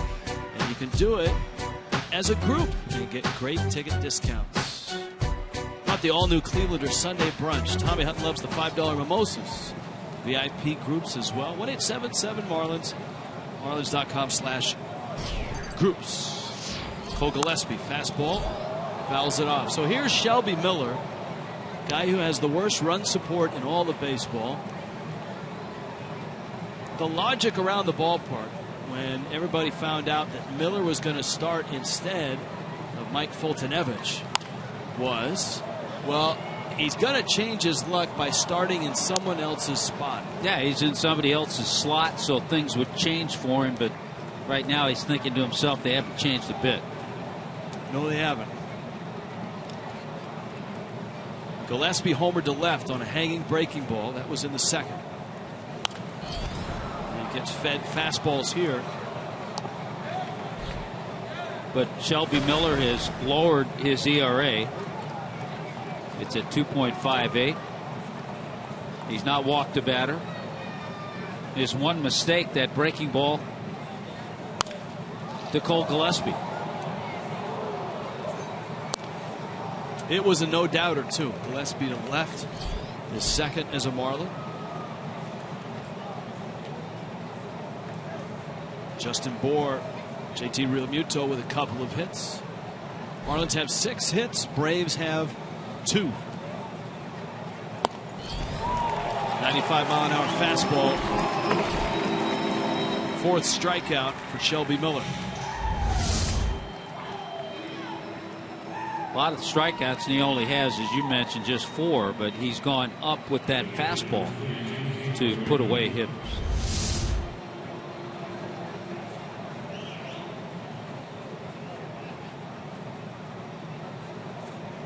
Yeah, Miller 8th in the league coming into tonight in that ERA department.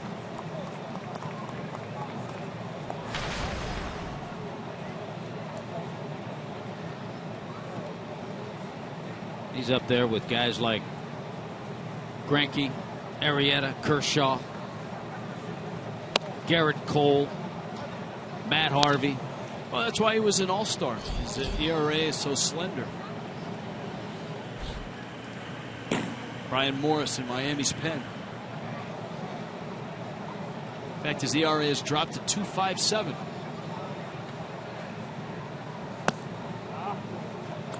He's had trouble with this guy, JT Realmuto.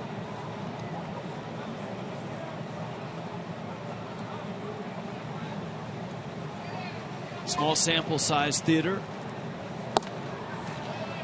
JT likes this place.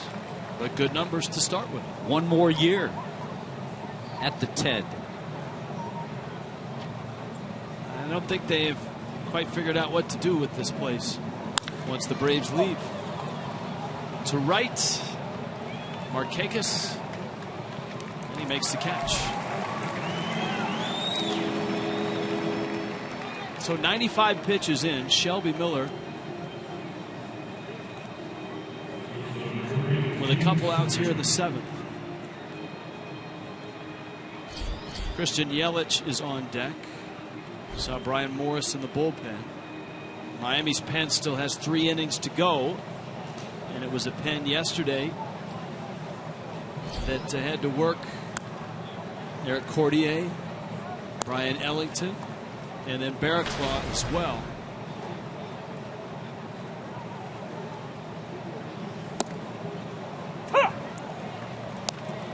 And cutter from Miller catches a corner.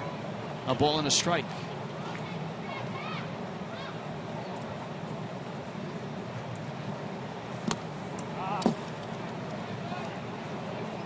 Top of the division as you take a look at Atlanta's bullpen. Mark Marksberry, the lefty. The Mets have a 3-0 lead over the Phillies in the 7th. Bartolo Colon so far, Rich. 7 shutout innings, giving up just 4 hits. And the young guy we saw, Jared Eichhoff, throwing well for the Phillies.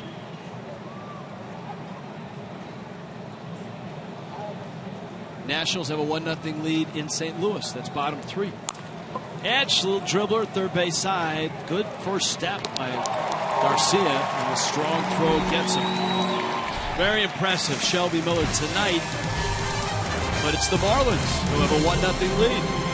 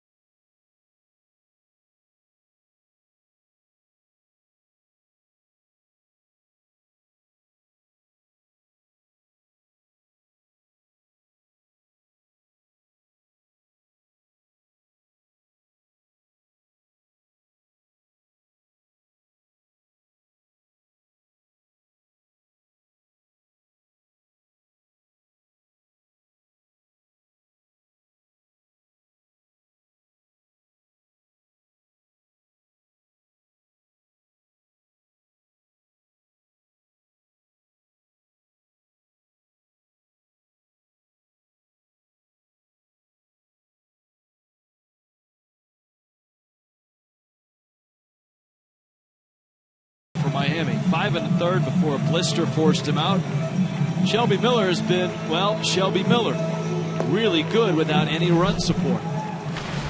Brian Morris out of Miami's bullpen. He'll take over for Kyle Barraclough. Morris gets the 7th. Marlins trying to piece together 3 innings here in a tight 1-run ball game. That's exactly right, and that's what Dan Jennings thinking. And second out of the chute, because Kyle Barraclough came in the 6th inning. That'll be Brian Morris here in the 7th. And then Freddie Gonzalez is probably going to have to make a decision. His pitcher, Shelby Miller, is due up 4th. Freddie Gonzalez working the lineup card there. Jace Peterson in the box. Fewest runs scored. Marlins and Braves. No surprise that they're locked in a 1-0 game here. Bottom 7. So Morris to Peterson, who's 0 for 2. You got Christian Bethancourt and Michael Bourne coming up next. If you're just happening by this ball game, Johnny Gomes removed a couple innings ago and traded, according to reports, to the Kansas City Royals. Some other deals tonight as teams try to add depth. The Cubs have acquired Austin Jackson and a cash consideration for a player to be named later and an international signing bonus slot from the Mariners. So Austin Jackson goes from Seattle to Chicago. There's some outfield depth for you. That one's going to reach the outfield. Peterson's aboard. Single opens the 7th against Brian Morris. Tomorrow, a night game here in Atlanta. And on a Tuesday night, Chevron brings you the starters. Eventually, the little blue car should. There it is. Well, little blue car is not sure who's starting for Atlanta. That's why. That's right. He didn't want to leave the station. But we'll get to see Justin Nicolino make his 7th start. He has thrown the ball well. shrouded in mystery, that to be announced in the black shadow there. Bethancourt is 0 for 2. Peterson has pretty good speed at first. And a strike to Bethancourt. Yeah, Peterson has 11 steals, but he's been thrown out 10 times.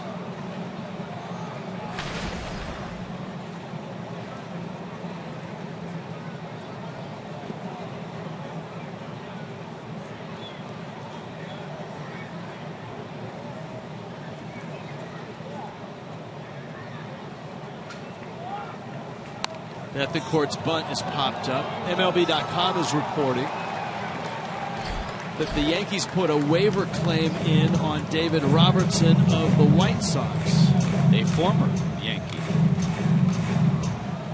It does a couple things. It allows the Yankees to try to work out a deal and acquire him. It also would block the Blue Jays, since the Blue Jays are ahead of the Yankees in the standings. They were next on the ladder. Prevents the Blue Jays from getting him or working out a deal to get Robertson, right-handed reliever.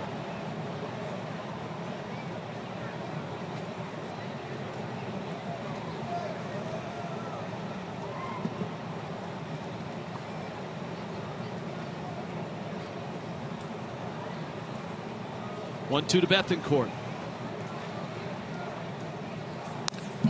Foul back. Jessica Blaylock has more trade news. What's up, Jess? Well, yeah, guys, according to MLBTradeRumors.com, it looks like the Royals are not only going to get Johnny Gomes, but also some cash considerations. In exchange, the Braves are going to pick up minor league infielder Luis Valenzuela. So that looks like the update on the trade involving Johnny Gomes.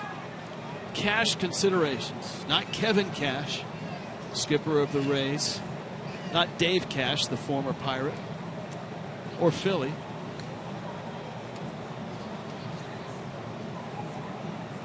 One-two pitch. Or Norm Cash, if you want to go back that far and you want a Hall of Famer.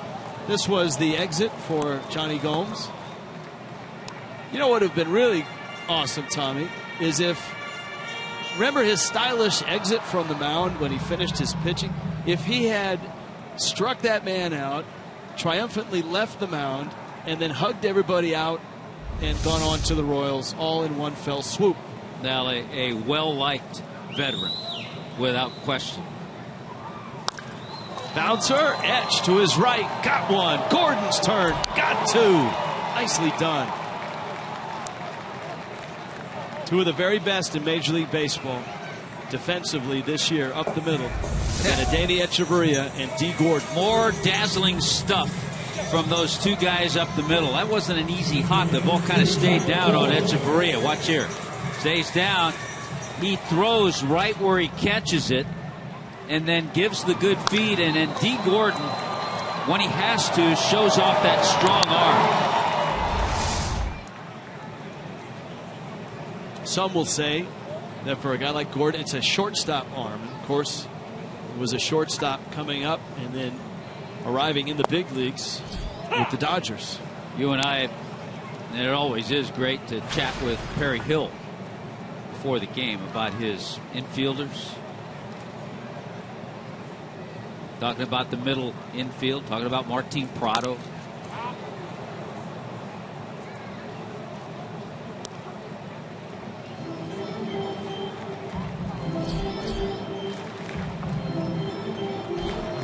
There's the veteran A.J. Pierzynski on deck. Braves bullpen ready.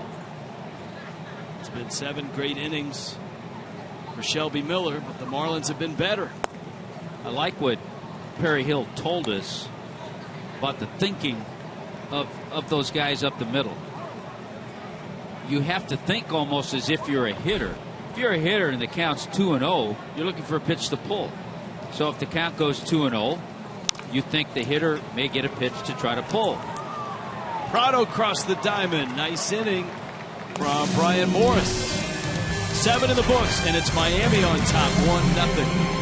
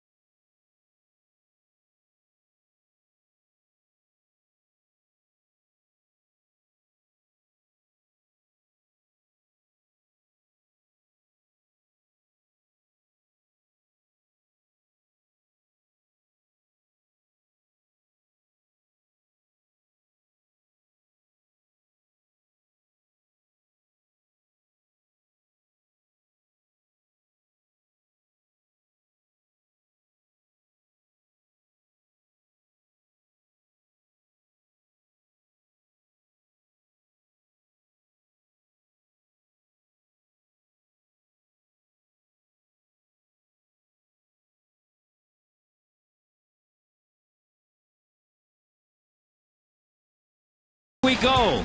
Here's the game sum. Hanging breaking ball. Middle in. Cole Gillespie in the second inning takes it deep. His second home run of the year. That has been probably the only mistake that Shelby Miller's made.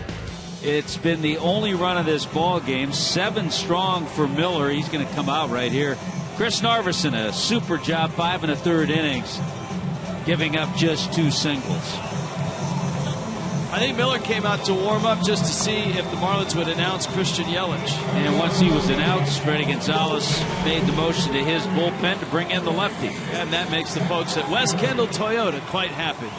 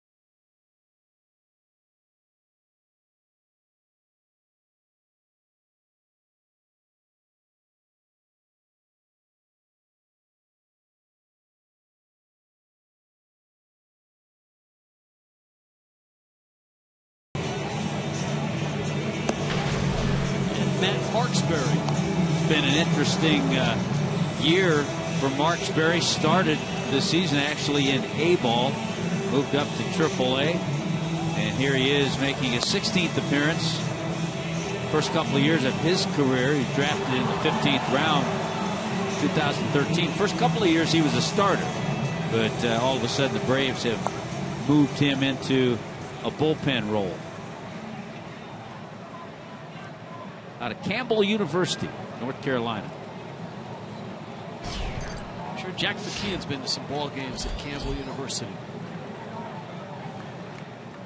So it's Yelich against the lefty, and then D. Gordon, then Ichiro, and Marksberry all lined up to face 3 lefties. Yelich out to short. Throw is in a hop, and Freeman somehow captured it on the pick. Pedro Siriaco playing in place of Andrelton Simmons tonight. Gets a nice big hop. Might have been a little surprised at how quickly Christian Yelich got up the line.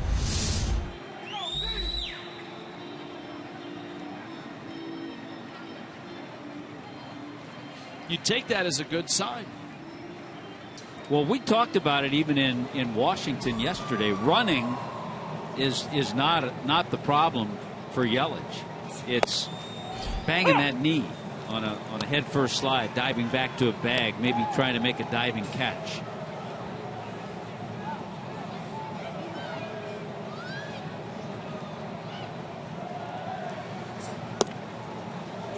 Marksberry a breaking ball and a strike to Gordon.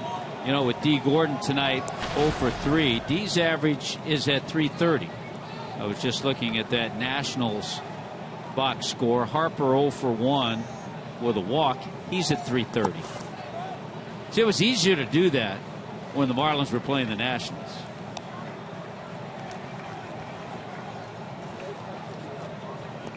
Arizona is in Denver to take on Colorado, which is probably good news for a guy like Paul Goldschmidt. It's a great hitter's environment. So is Arizona, for that matter. Goldschmidt is 0 for 1, and he's at 325.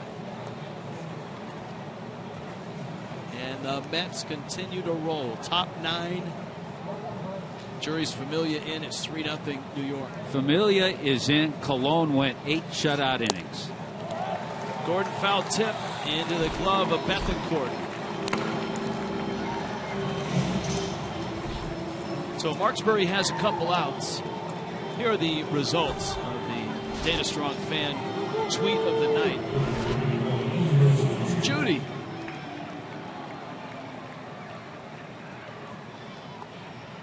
It's brought to you by T-Mobile.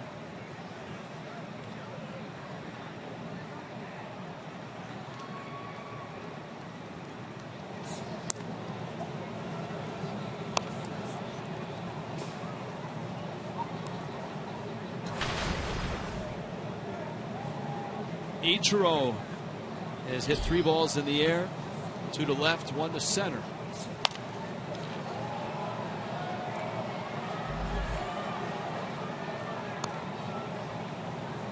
We talked about Ichiro and that 1 for 21. Doubled in his first at bat, and then finished 1 for 4.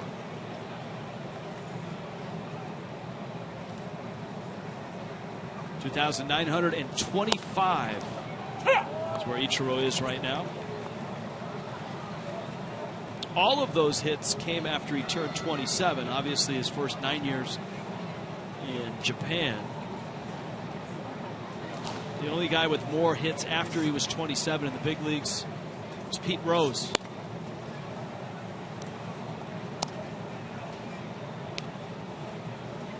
He has fans everywhere. Yes, he does.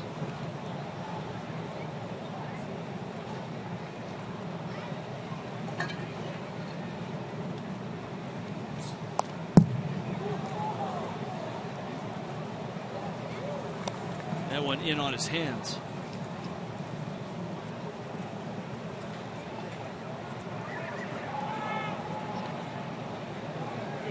A couple of lefties that faced Marksbury, maybe talking things over a little bit. Yelich has his glove, maybe going in the double switch.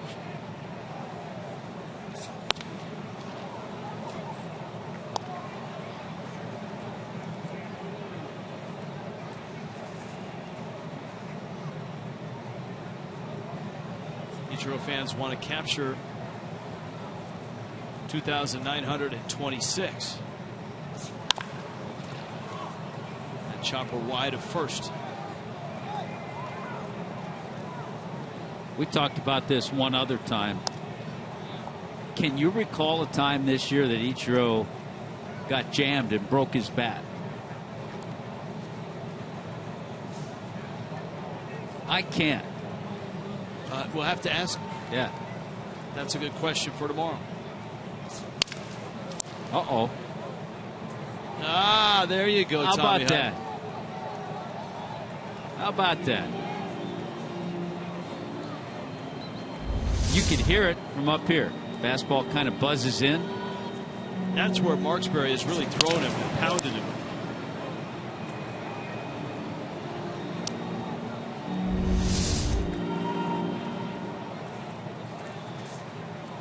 Just can't see Ichiro snapping one of those bats across his knee. No.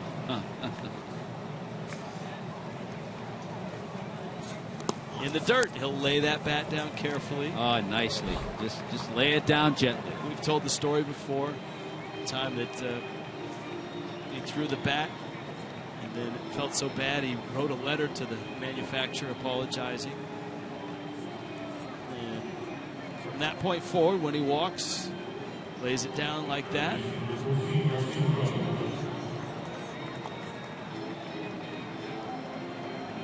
Here's Prado. So a walk for Ichiro.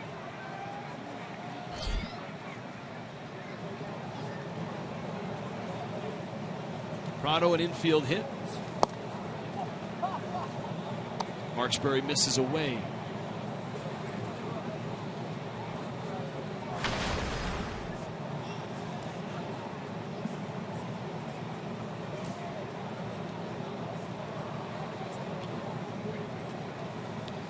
We talked about at the outset of the telecast, and that is you might as well shoot for something. With a little over a month left, Braves, Marlins, Phillies. Who will finish in third place? Who's going to stay out of the cellar?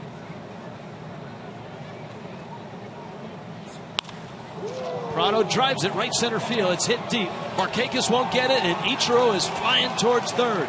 Around third, here comes Ichiro. He will score. Martin Prado bites his old club with a 2-run double.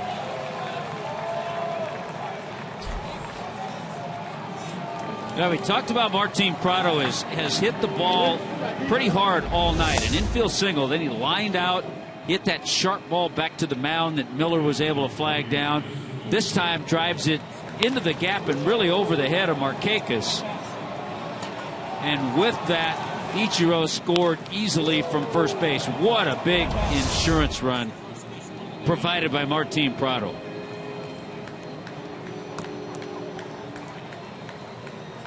Justin Bour now on a 2-hit night faces the lefty. Well, and the Marlins and the Braves have, let's see, they have 5 more games after this, and the Marlins have 6 games left with Philadelphia. So they'll be playing those teams. The Braves coming into play tonight, 2.5 games ahead of both Miami and Philly. The Phillies and the Marlins have identical 52 and 79 records.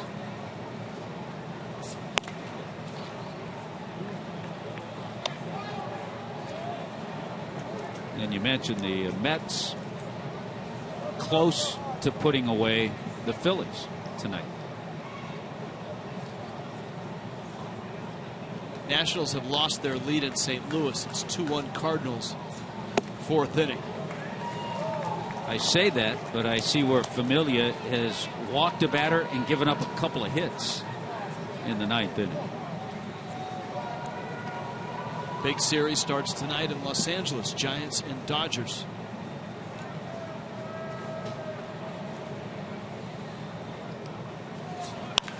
Bour cracks one to right. Markakis won't get that one. That goes to the wall. Prado scores, Bour's 3rd hit, and Miami has a 3-0 lead.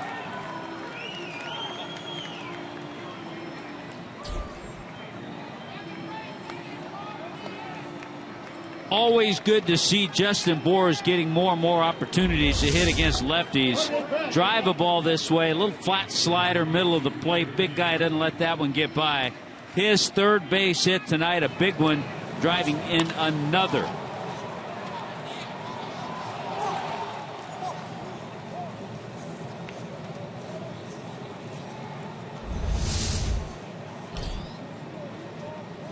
So the Marlins have a 3-0 lead. We apologize for the profanity. Think about how this has happened, too. Marksberry came in, got the 2 lefties, got Yelich, got D. Gordon, but then walked Ichiro. And then back-to-back doubles.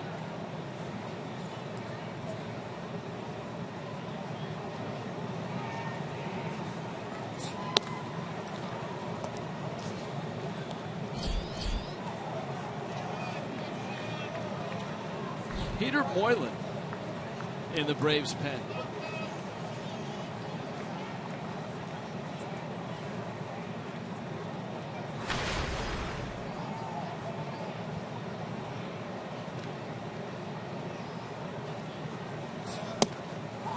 Throw behind, and Bour is back in. That's all right. Justin Bour trying to get as big a lead as he can. Even with 2 out, he's thinking about scoring on a base hit.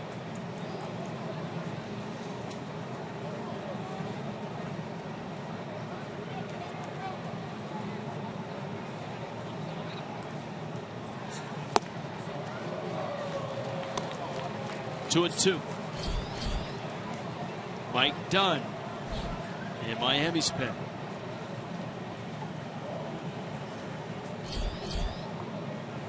Marksberry got the first 2. The walk to Ichiro.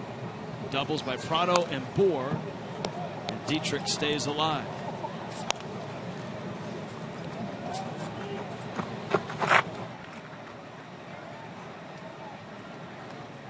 On a night where the Marlins thought they were going to face Mike Fultonevich. They ended up getting the Braves ace, Shelby Miller. They sit up 3-0 here in the 8th. Tomorrow night, who knows right now? Apparently the Braves don't know. It's still to be announced. There was talk of making it a bullpen game, starting a reliever, but you look back at the weekend that was with the Yankees and all the relievers that worked, that could be problematic. Rosters can expand tomorrow as well. Freddie Gonzalez used 5 pitchers out of his bullpen yesterday in that 20-6 loss. Wasn't thinking he would need to, because Julio Teheran started that game for Atlanta. Gave up 9 hits and 8 runs in 4 1/3. Dietrich steps out.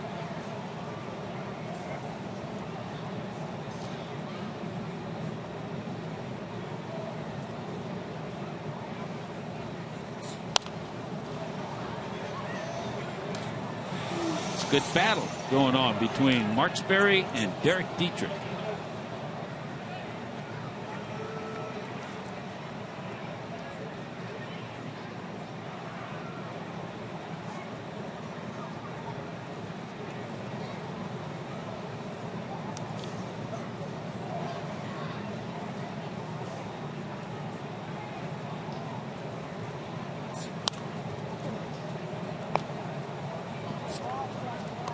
Pitch at bat.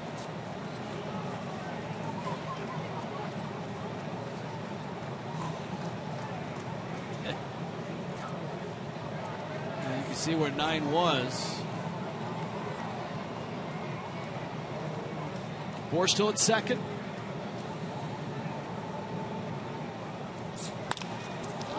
Dietrich shoots that into left center. Bourne is there, and he makes the catch. Miami has 2 big insurance runs. 3-0.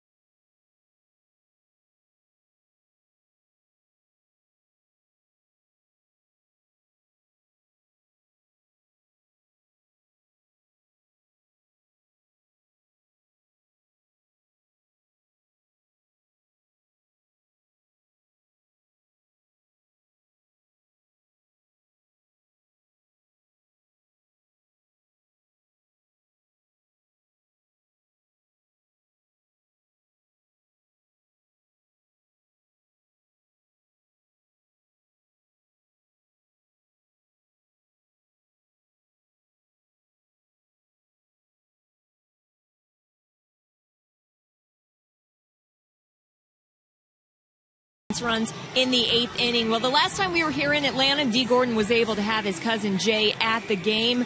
He took him into the clubhouse. He even had Jay try on his uniform, but this time around, unfortunately, not able to come to the game because it is a school night, but it is his birthday, so D wanted to give him a shout out on Twitter. And guys, D. Gordon with family here in Atlanta, Justin Bohr with family in the D.C. area.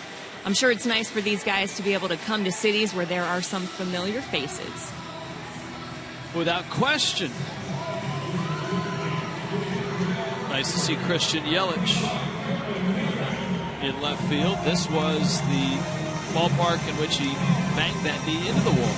Yeah, trying to make that catch. Johnny Gomes hit a home run And Yelich raced back to the fence, trying to make the grab. Yeah, that's where he banged that knee. So Mike Dunn comes in, a little bit of a cushion with the Marlins putting up 2 more in the 8th inning. Cameron Maybin.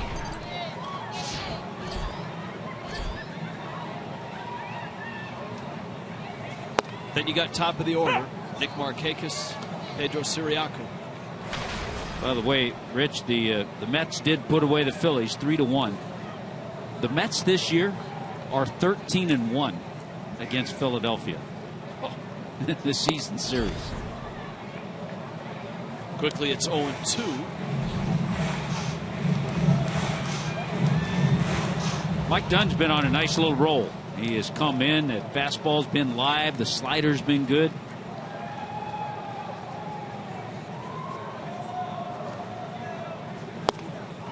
And he strikes out Cameron Maybin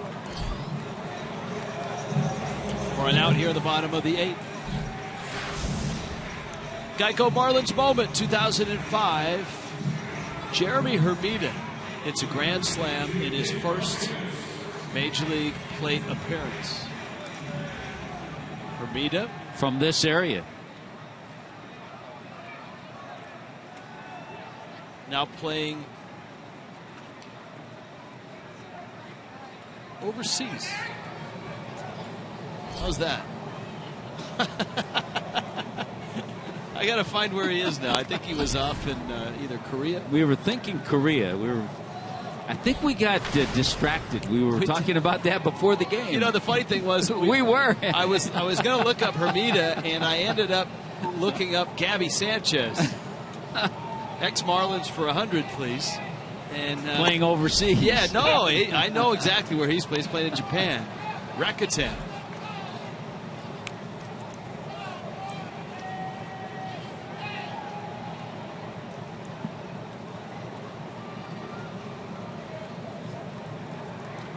Jeremy Hermida is playing overseas, Tom. He's in Japan. The Ham Fighters, Nippon. So there you go. The other thing that Mike Dunn has done so well over his last few outings is getting ahead. And when he gets ahead with the stuff he has, it's a lot easier for him to put away hitters. Check swing. No swing. Hey, there's Joe West. The Joe West sighting at third base. Now Joe getting it from the Marlins dugout a bit. 2-2.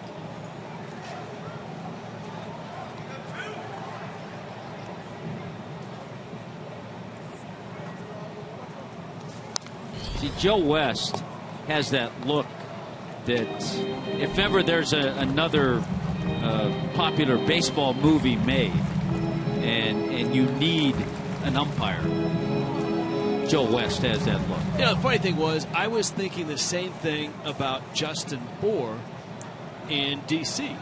because he's kind of a throwback guy.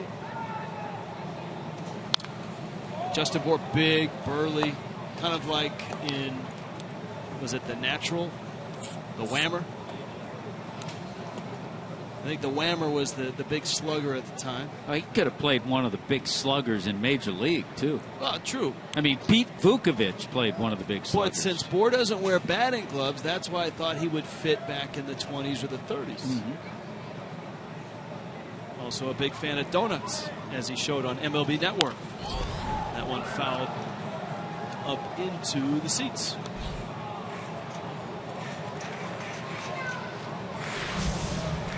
Three hits tonight for the big guy. Big double last inning to drive in a run.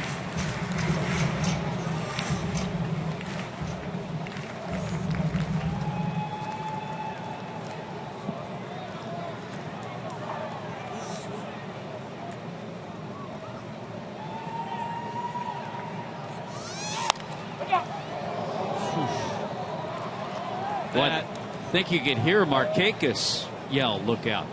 Yeah, that one right at the Marlins dugout. It hit the screen.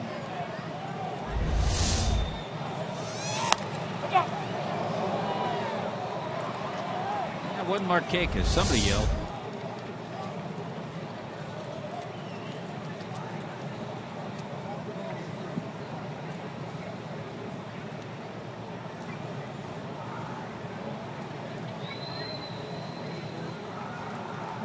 Two coming. This, by the way, is not the situation. You know, most hitters, you want to get to 2 strikes. Nick Markakis leads the National League with 68 2-strike hits. He's had a nice year. I mean, we talked about his on-base percentage, 370, 30 doubles. Mike Dunn strikes him out. Not that time. And again, a good pitch, looked like the slider. 10-pitch at bat. So there are 2 outs here in the 8th. Again, tomorrow night, for 2 innings, we will join forces with the dark side. Sort of. Chip Carey, Joe Simpson. There are good friends, though. They are. I wonder if they're going to have food over there tomorrow. Wait a minute. They've added a box of cookies. Chips Ahoy, Orioles, Fig Newtons. And pistachios.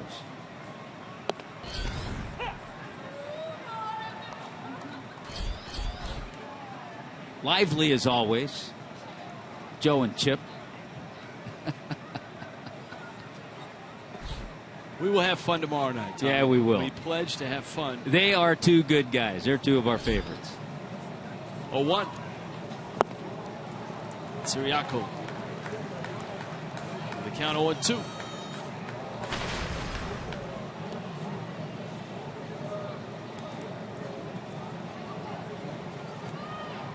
You know, it's funny. A couple of plays, they really haven't changed the game or anything, but you can really see the difference with Siriaco at short tonight than with Andrelton Simmons. It's just natural when you're in this ballpark and the Marlins hit a ball to short and there's a guy in a Braves uniform, you expect him to do superhuman things. It's a lot like we grow accustomed to seeing Echeverria do those things on a daily basis. That's why it's always fun when these 2 teams match up, because you always get the feeling that Echeverria, not that he tries to, but he just steps it up, and seems like he makes some great plays too. 0-2. We were told today that a prominent major league coach made a statement that if Echeverria doesn't win a Gold Glove, he's going to rip up his ballot, throw it away. So that's good to hear. That's Tommy's version of a exit poll that you usually get on election night. Here's the 1-2.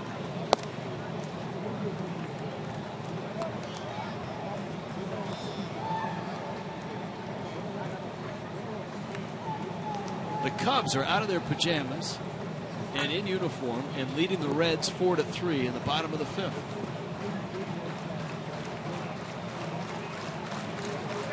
It's in Chicago. Long at bat here for Siriaco as he fouls it off. Dexter Fowler with his 15th home run. And Addison Russell has driven in 2 runs in that ball game. Chris Coughlin playing left field. Starlin Castro at second again.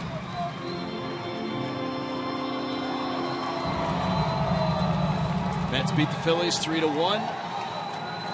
Nationals losing to the Cardinals 3-1, top 5.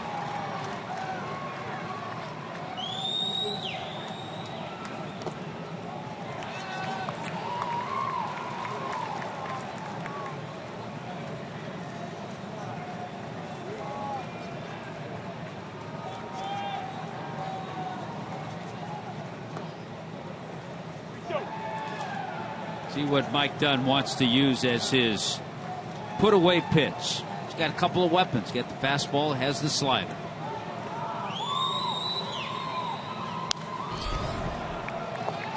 Fastball, foul back.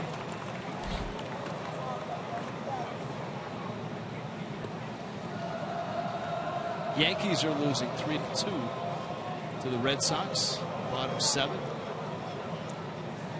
Blue Jays are idle Excuse me. They're trailing 3-2. I didn't see him at the bottom of the list. Swing and a miss. That's all it took. Mike Dunn strikes out Siriaco. A 1-2-3-8. 3-0 Miami.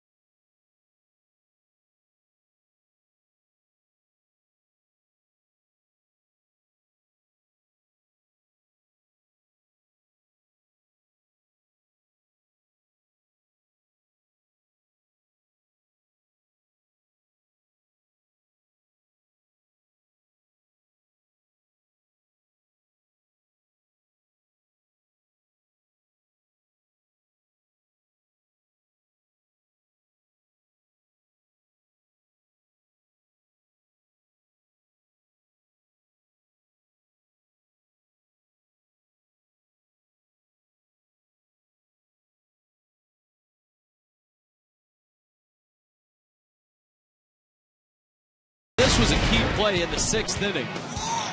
Watch the throw and the catch and tag. And Eddie Echeverria. Pedro Siriaco. And this looked definitive right there before the hand got the bag. And eye vision cam. It was a 1-0 game at that point. Marlins added a couple, and Peter Moylan, back from Tommy John surgery. The Australian was out all of last year, and this is his second stint with the Braves. 2013, he was a Dodger. He had the arm issues. Was a Brave for a long time, from 2006 to 2012, and he was a nice piece in the bullpen. His ERA, as you see against the Marlins, is 2.75. His career ERA with the Braves, 2.59. And you see how he was used. 41 career games against the Marlins. He was always one of those reliable arms coming out of the bullpen. Reliable and rubber in terms of his delivery. And step towards third and a crossfire sidearm whiplash action. He's got Cole Gillespie, JT Realmuto, and then Adeiny Echeverria.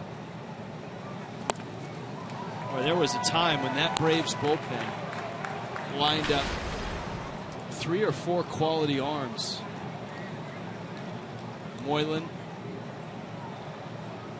Johnny Venters. Of course, Kimbrel came in the last 4 or 5 years before they traded him. O'Flaherty. What did they used to call the threesome? O'Ventrable. And those days are gone.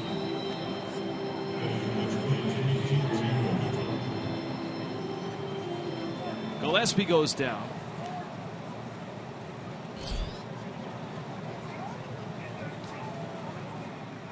Here is Realmuto.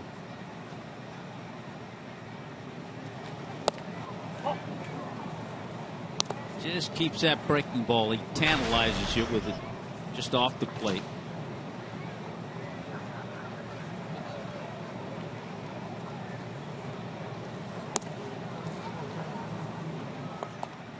.91 on that fastball. AJ Ramos in Miami's pen. And Miami's pen's been very good tonight. Now Barraclough, Brian Morse, and Mike Dunn. Bouncer up the middle. Siriaco spins, turns, and by half a step gets Realmuto. Boy, just as I had made that mention about Siriaco, all of a sudden he makes an Andrelton Simmons type play. Nicely done up the middle. I really do think JT's speed fools a lot of infielders, because he almost beat that out. But still a nice night for Real Muto with a couple of hits. And a caught stealing as well.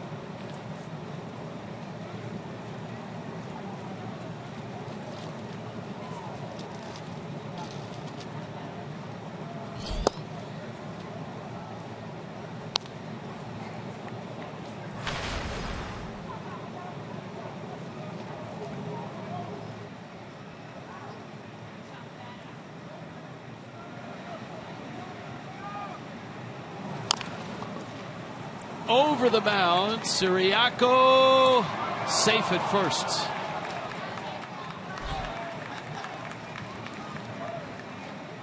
That ball went through Freddie Freeman. It'll go as a base hit. Echeverria had beaten it. Yeah, I think the only guy, I say the only guy is the pitcher. Maybe Simmons, I'm not sure. But good speed by Echeverria. As soon as this ball gets over the head of Moylan, got a good idea he's going to beat it out. And the throw, as you saw, didn't skip. It just popped out of the glove of Freeman. So a hit. Yelich gets an at bat against the sidewinder Peter Moylan.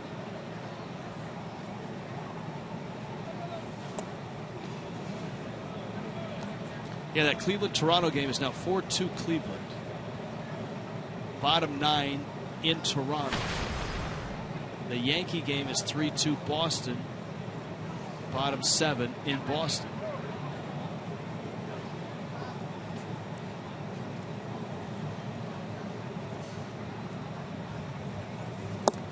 Yelich takes a strike.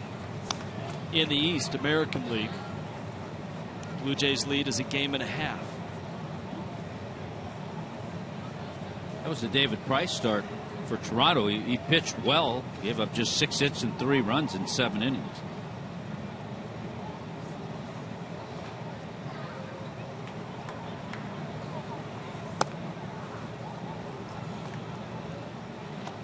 Yeah, the good thing about Christian Yelich, while he was unable to play, he was still, for a good time, able to swing the bat. So he was taking a lot of cuts, a lot of swings.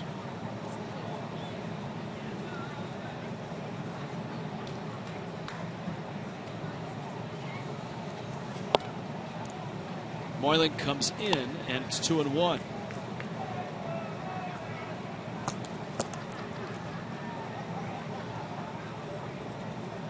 Boy, this place was a madhouse this weekend with the Yankees in.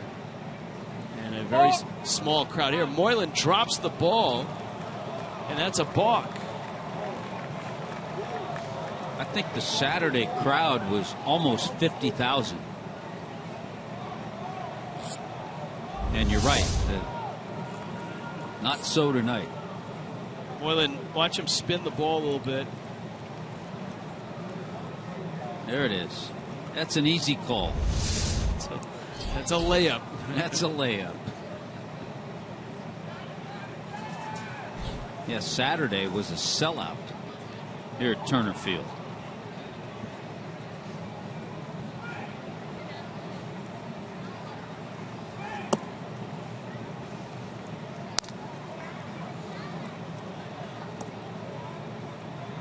Three and 1 to Yelich. Echeverria in scoring position. 2 outs, 9th inning. Miami trying to get a win to open this 3-game series. Yelich, a bouncer into center field. That's a hit, and the balk is costly. Echeverria scores. A 1-for-2 night off the bench for Christian Yelich. Good job on Yelich's part. Got in a nice hitter's count.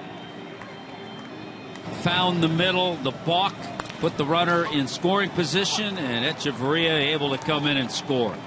And the other good news, you have to feel with Christian Yelich playing in the field tonight that there's a good chance he'll be in the lineup tomorrow. Peter Moylan exits. 4-0 Miami. West Kendall Toyota called to the bullpen.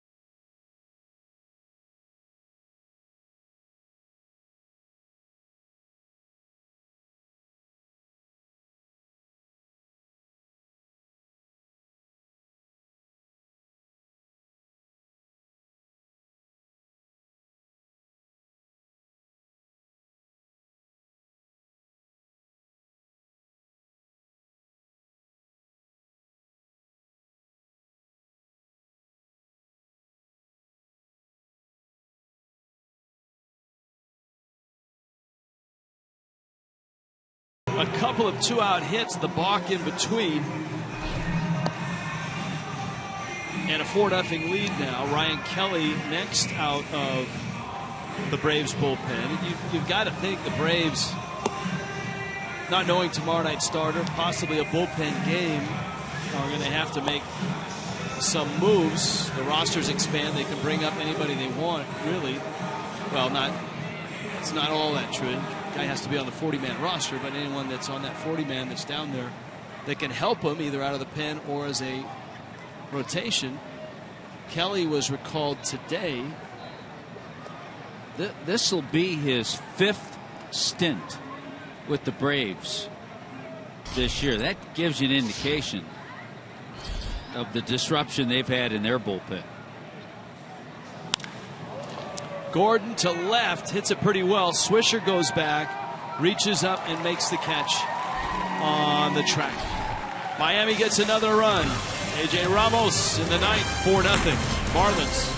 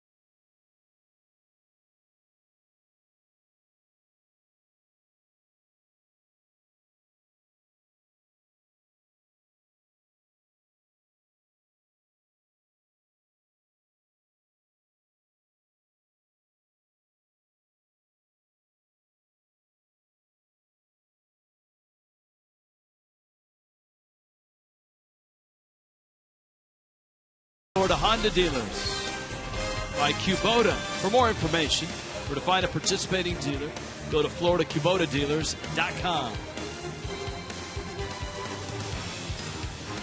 In Atlanta tonight, Miami with a 4-0 lead. Chris Narveson is in line for the win. If so, it will be his first win as a starter since April of 2012. A.J. Ramos out of the bullpen. Not a save situation, but the Marlins need these 3 outs to get off to a good start in this 3-gamer here in Atlanta. Well, as I said before, it has to be a really satisfying feeling for Chris Narveson, having gone so long, given the fact that he had the injuries, the hip surgery, the shoulder surgery, time in Japan, and then just basically starting all over again this year. Freeman, that's a bullet. And Echeverria on a hop has it and gets the out. That was smoked. The positioning is in the right spot, shaded up the middle. Here it comes on one hard hop, and it's right there. It's one of the things about Echeverria's numbers this year, his ultimate zone rating and those range factor type numbers. They have improved, and there's a couple of theories why. One, better positioning. Echeverria a little more aggressive in terms of being positioned to his right. One thing Perry Hill wanted him to do this year was take the initiative to change in the middle of the at-bat according to pitch count. And it really has helped Echeverria.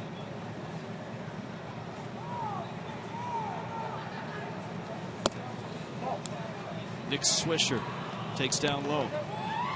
So as Echeverria's numbers have gotten better, so has his positioning.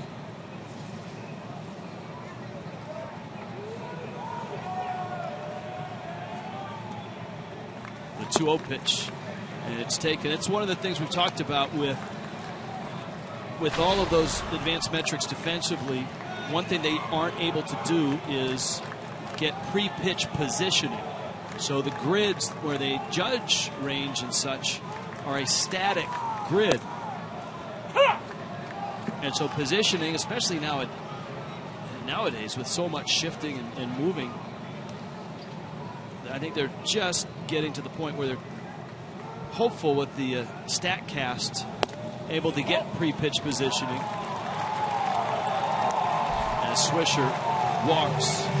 Ramos with a 1-out walk. I think the thing that was interesting, too, that Perry Hill told you and I is that both Echeverria and D. Gordon have improved in a lot of areas. And one of those areas is not having to look in as often to say, do you want me a little more to the left or a little more to the right? They know now. They know the count. They're looking at the count, the hitter. Yeah, Hill is like and I mean this in a nice way, the mad scientist of infield coaches. And the Marlins get all the advanced charts in terms of, well, Hill likes to keep his own, because one of the things that a lot of the spray charts don't give you was the ball hit hard? Was it did it hit the dirt before it came the infielder's way, which is a big cue in Hill's system in terms of infielders charging the ball. There's a roller, etched to his left, a flip, Gordon a turn in time to get the outs. And Atlanta down as the Marlins win it. The Fish finish off the Braves 4-0. Nicely done by A.J. Ramos, but how about this night for Chris Narveson? The long road back for Narveson. Hip surgery, labrum surgery, AAA, Japan. Finally back in the big leagues, and his first win as a starter since April of 2012. Marlins Live is next.